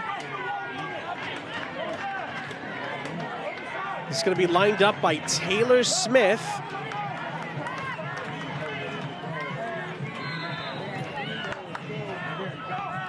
Oh, and Smith plays it right into the wall.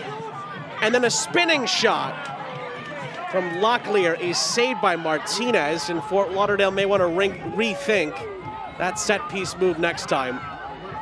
But this bounces in behind here. Goalkeeper miscues the touch. Corbin lays it off. Goalkeeper was out of the sticks here, and the shot is dragged wide. Well, a second awkward moment with Haley Craig out of her penalty area, and Carolina again cannot take advantage of it. Initially, I thought there was going to be a foul called there. Referee plays advantage. Addie Merritt comes up and just can't convert once again here in this match. Haley Craig has come off of her line and been very aggressive twice now. Both have been very dicey situations. It's given away again to Aguilera. Recovered by Porter. Couple of times where Fort Lauderdale have really played with fire in their own 18-yard box. Here the offside flag goes up. Neither time that Craig has come out have been detrimental to her side, but there is a level of conservativeness you have to play with right now, especially down 1-0. The game is getting later on, and you have your defender and the forward tracking back at the exact same time as you're trying to come out. It's a recipe for chaos and disaster in those types of plays. Well, frankly, Fort Lauderdale are very lucky that they're not 2 or 3 down. Both moments were not capitalized on by Carolina, and it still leaves the result in doubt because of that lack of finishing. And on the other end, too, that play that Fort Lauderdale that clearly was drawn up for that free kick opportunity, just executed poorly there by Fort Lauderdale in the initial setup of the pass. Well, to your point, Taylor Smith had a lot of options there and chose one that very much did not work out. This one's lofted into the penalty area. Another good header away by Butler, it looked like initially. But it's recycled. Van Treek could not hold on to it. Now can Carolina break? Up the other end down this far side. It's Coleman looking to lead the charge with those fresh legs off the bench. Coleman, in the end, is caught up to, but it's touched out of play. Looks like it'll be a Carolina corner with 15 minutes remaining of the 90. And what a fantastic defensive play by Leveni Vaca there. Timing it absolutely perfect where she gets all ball. There's no discrepancy in whether she gets player there for a PK whatsoever. Coming back into this season from a knee injury, if Fort Lauderdale would have had her all season, I don't know what could have happened for this back line. Look at how perfectly she times it, waits for Coleman just to have that touch a little bit too far out in front of her. The way that she can time tackles is one of the best in this league. All year cooling and plumbing corner. Aguilera comes up short. Oh, but it's a miscued clearance by Gordon. And Carolina will try it again.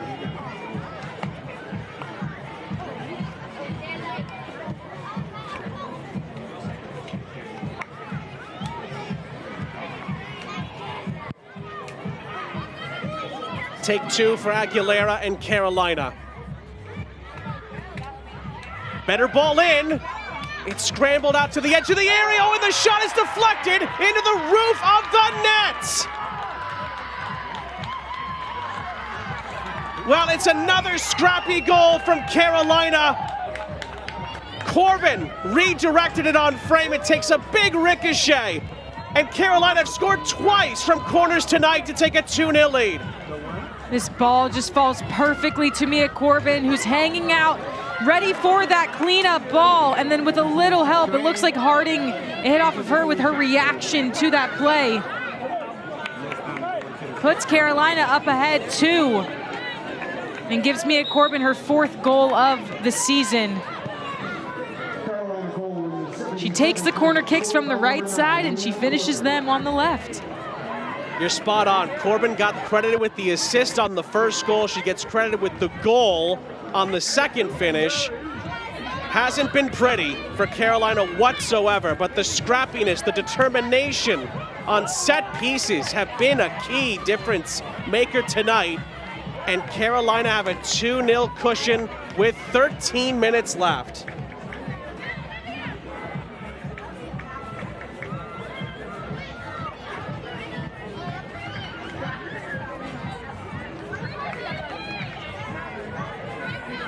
We talked about it with Mackenzie George at halftime, how set pieces could be pivotal in deciding this game. She gets credited with the goal on the first corner that goes in, and then another scrappy goal on the second finish sees Carolina build a 2-goal cushion and forces a couple of substitutions here from Fort Lauderdale. And we knew that from what Mackenzie George told us at halftime, that her team was going to continue to play with grit, wanting to force the issue, and they've done that. Well, we're going to see Allie Long, a soccer legend, of course. World Cup winner with the U.S. women's national team, come in for another appearance here in the Gainbridge Super League with Fort Lauderdale. It looked like Ella Simpson came on as well for Fort Lauderdale during those last changes.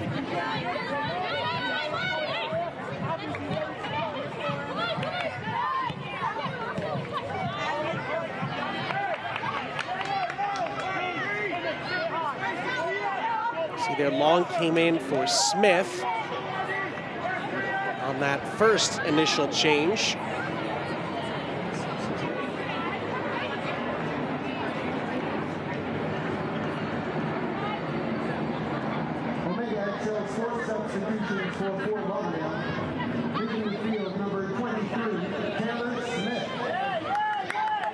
So actually, Simpson came on for Smith as this shot is going to be a moot point. Flag is up against Locklear. So Long and Simpson both come in. Colvin and Smith, Taylor Smith that is, leave for Fort Lauderdale. And obviously anytime we get to see Allie Long in the Gainbridge Super League, it's a massive deal. No, it's huge for this league to have a World Cup champion and a woman and player with her status and experience. It's unmatched here in the Gainbridge Super League, and history was made when she made her debut against Tampa Bay. She had some experience in the Florida Derby, and the interim head coach Paul Jennison has said it's been a pleasure to work with her and have her on the pitch.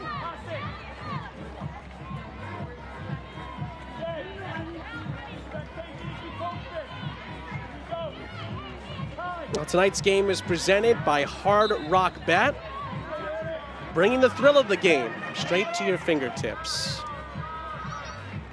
Well, Carolina would love to land a knockout blow here. Tyler Lucy did really well to keep possession for a fraction of a moment before Craig entered the fray. In Fort Lauderdale, they want to avoid a 5th consecutive league defeat. Have to score twice in the remaining 10 minutes, plus stoppage time. The losing streak they're on is already the longest in club history. It would be extended to 5 if they cannot find 2 goals here to reply.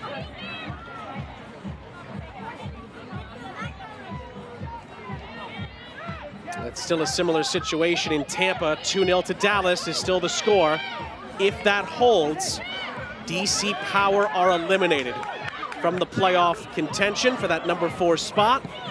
And Spokane have to win against DC later tonight. If they were to lose, they would also be out, and Dallas would clinch.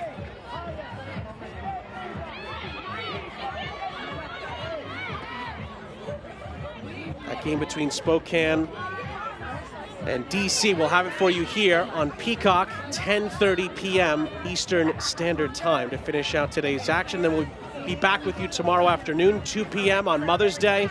Again on Peacock, Lexington and Brooklyn. Carolina hoping to see this out to put pressure on Lexington tomorrow, who will have to now win that game to get the number 2 seed, at least get closer to it. Can Carolina put a ribbon on proceedings here? Craig, only as far as Lucy on the ricochet, and Tyler Lucy finishes it off to make it 3-0 to Carolina and clinch all 3 points in South Florida tonight.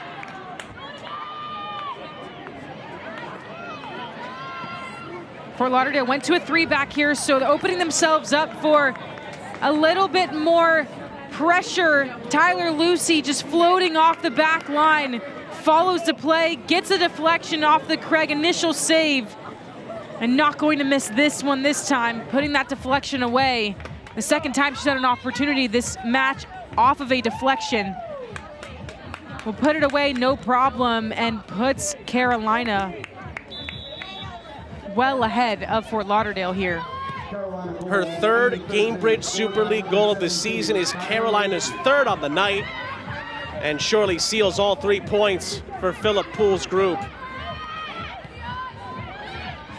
3 different goal scorers here for Carolina. Again, just shows the ability for them to score in a variety of different ways and with a variety of different people.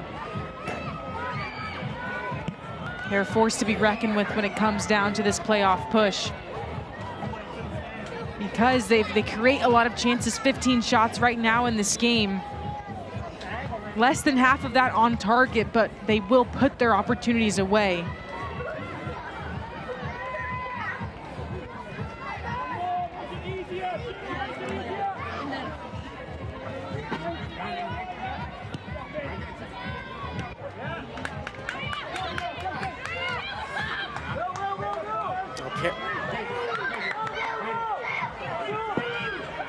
Here is Gordon.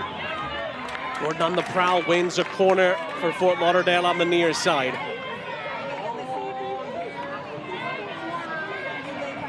Carolina already knew they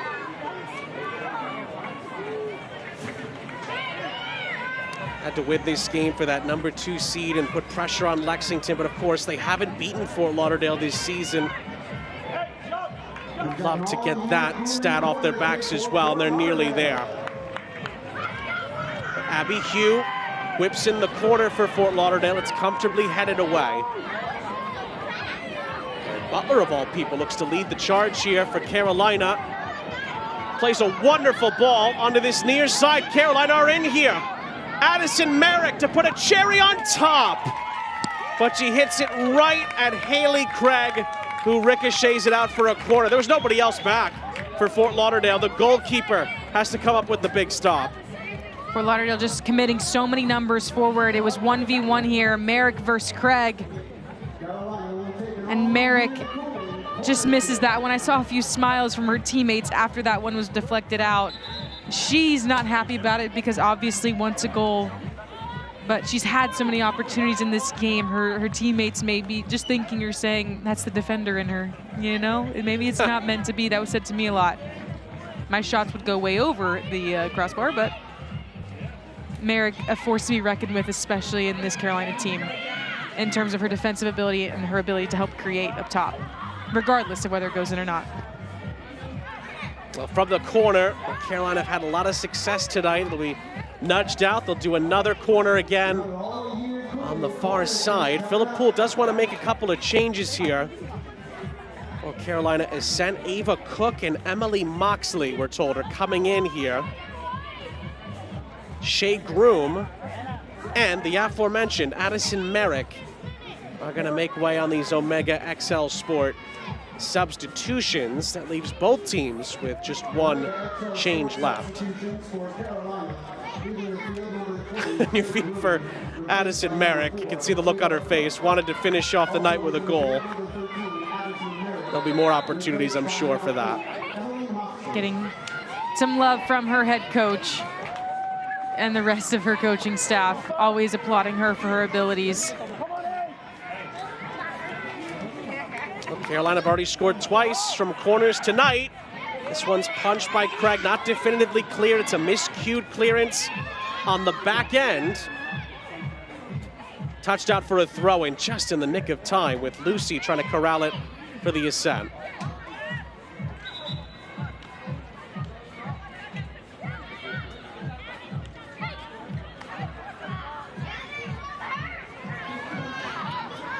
This is Coleman.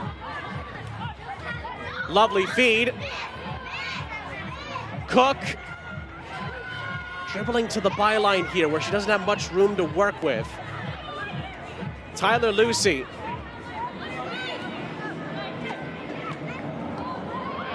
Porter in behind, foul, free kick.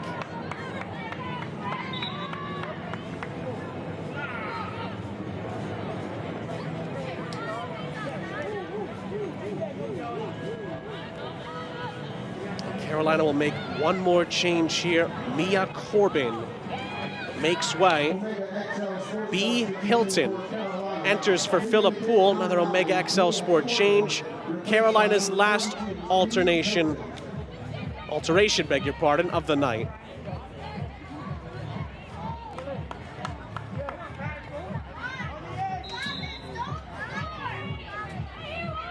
Moxley to take. Whips in a really good ball. One that Carolina cannot redirect on frame.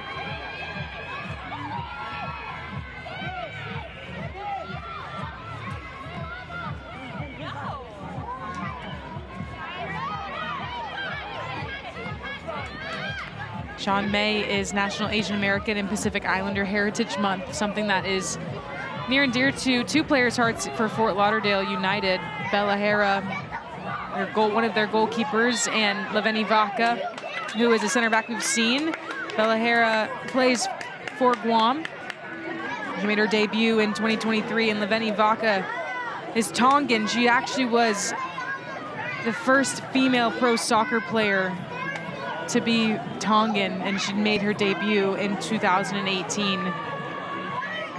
They both talk about their heritage a lot here on the Gainbridge Super League, and content done for Fort Lauderdale as well. Another set piece where you see Fort Lauderdale players perplexed as to how that's gone awry. There's a goal kick in the end as we get towards stoppage time.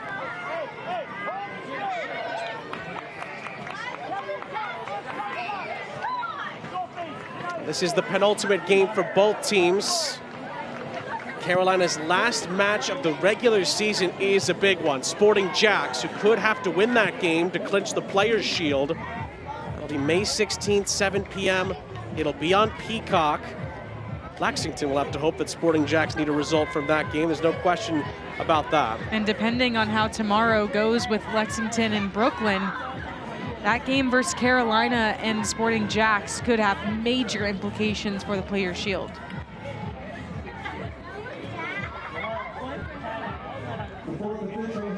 Well, we're into 4 added minutes here at the end of the match here beyond Bankcard Field in South Florida.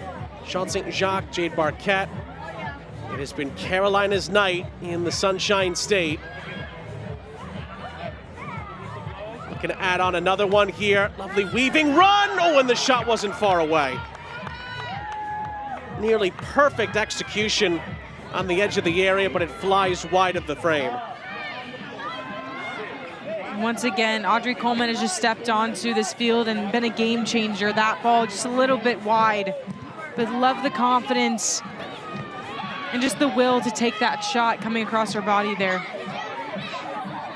Mackenzie George lays it off for Cook.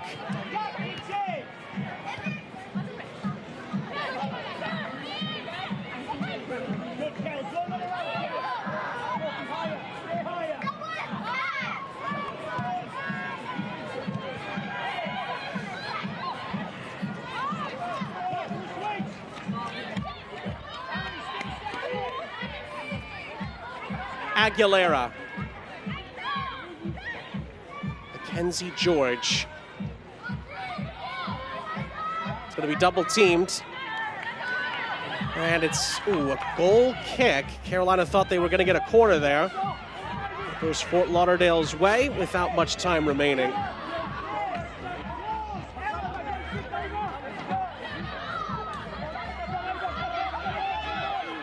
Talked about at the top of the broadcast, Fort Lauderdale's been a bit of a bogey team for Carolina, particularly this season. And it appears that Philip Poole's group has exercised some of those demons here tonight. Harding's ball in there, caught by Martinez. That earlier save from Sid Martinez looks bigger and bigger with each passing moment here, considering the fact that Carolina has gone on to put this game away.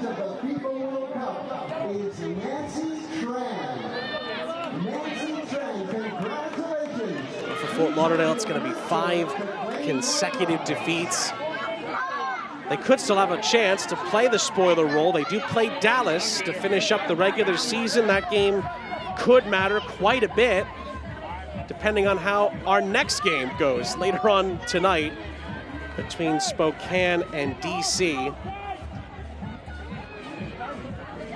Dallas at the moment still leading 2-0 against Tampa Bay. That game is into stoppage time as well, which likely means the end of DC's chances of making the playoffs for a second year in a row.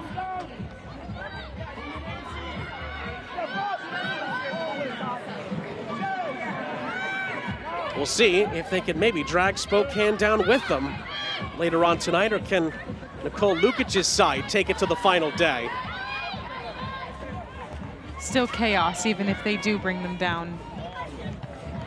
But Nicole Lukic's side, the form they've been in recently, they're looking to make that push and stay competitive the entire time. I'll sum it up like this. Stick around for 10:30. It's going to be really good.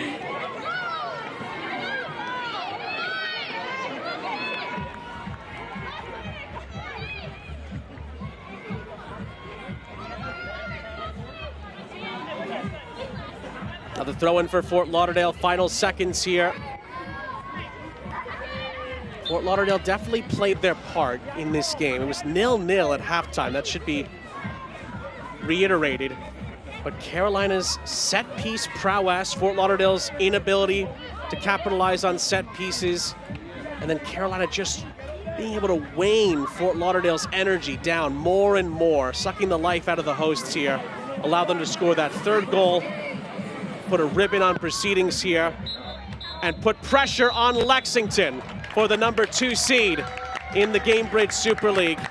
Carolina finally gets the better of Fort Lauderdale United in the Gainbridge Super League. It's now 10 matches in a row without defeat. It's the 3rd longest unbeaten streak in league history.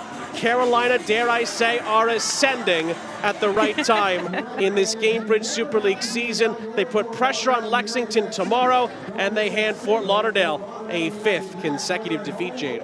And it was a tale of 2 different halves. The first half, there were minimal opportunities from either side. Carolina came out here in the second 45 and put their chances away. A decisive 3-0 win to put themselves in a fantastic position here as we come down to the final few weekends and flip the script on what has been a tough time against Fort Lauderdale in these past 2 years.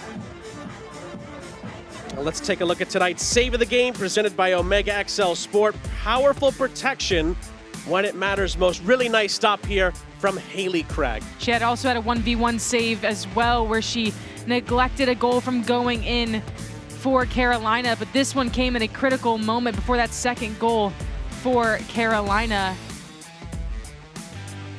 We take a look at tonight's Player of the Match presented by Baptist Health. Excellence on the field supported by excellence in care. For Fort Lauderdale, it's Leveni Vaca. And she has just made clutch saves this entire season as she's come back from her knee injury. Today was no different, had to time her tackles perfectly to not allow Carolina to have any more opportunities on goal, and has truly been a leader in the back line for Fort Lauderdale. But despite Fort Lauderdale's efforts, it's Carolina's night in the Sunshine State. Philip Poole's group lead with 3 goals and 3 very important points in the battle for home field. We'll take a break and wrap it up next on Peacock.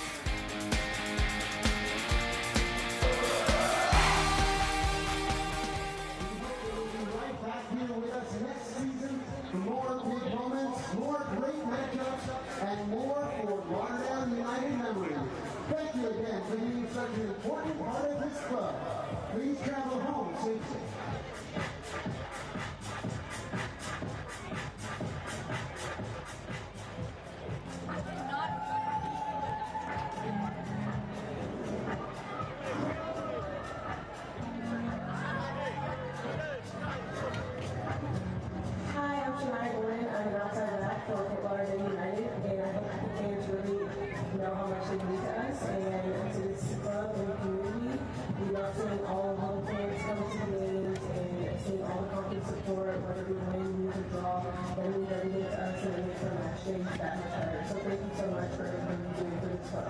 Hey guys, I just want to say thank you so much for showing up every single game day. We appreciate it more than we could ever express it. I can't wait to see you all next year. Hi, I'm Amy Thompson. I want to thank you guys for coming out and supporting us and more than one time to get home. Hey guys, it's Abby here, number 16 with Fort Lauderdale United, and I just wanted to say thank you guys for taking me out this season with us. We appreciate you, and you guys really make the plays.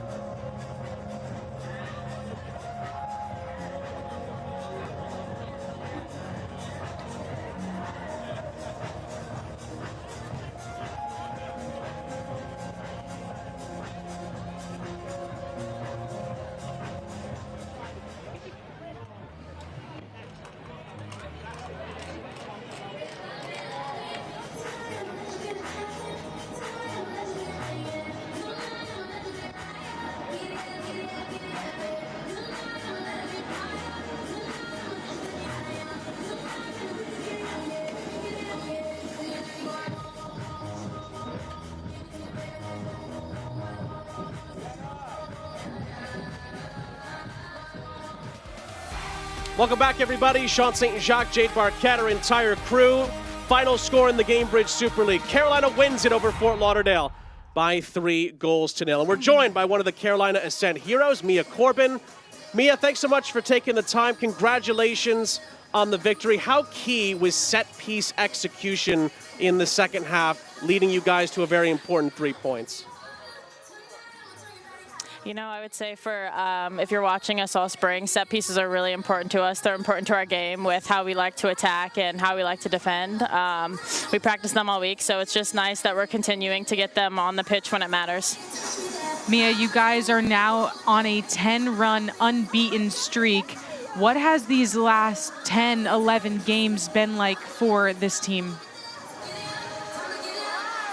You know, again, in the beginning of the spring, we just wanted to come back, refocus, be together as a team. You know, it was still, we were grinding out wins, and I think that's the big focus. We're staying locked in. We're fighting for each other. You know, we're getting back on defense. It's just that extra pass, extra dive, not dive, extra slide. I think that's pulling it out for us, and I feel like it shows on the field. You know, Addie running up, doing that extra sprint. We're hitting PRs during the week, so I just feel like it's showing again on the field. So it's just, we're going to continue, and it's been working for us.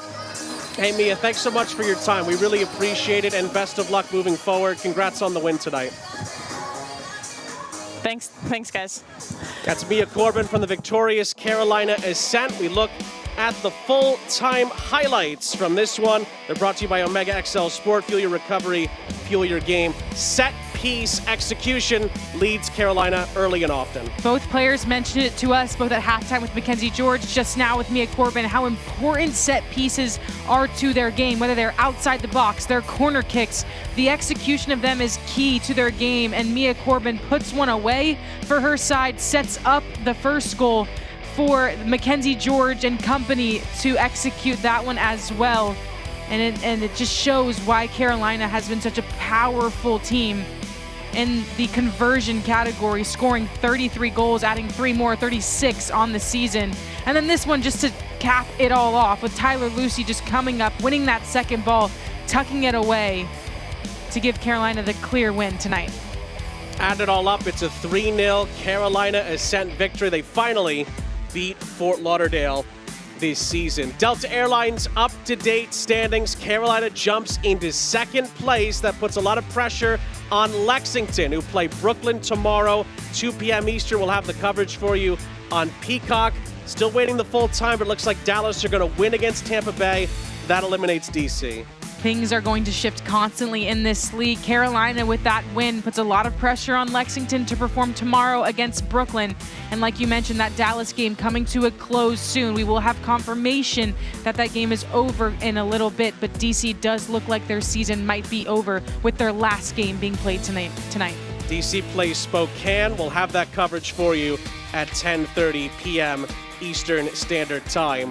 But in Florida tonight, Carolina finally gets a bit of retribution on Fort Lauderdale United. 3 goals from 3 different goal scorers lead the way, and Carolina puts pressure on Lexington in the race for a home playoff game. 3-0's the final score. Thanks for joining us on Peacock. For Jade and our entire crew, I'm Sean St. Jacques. We say so long.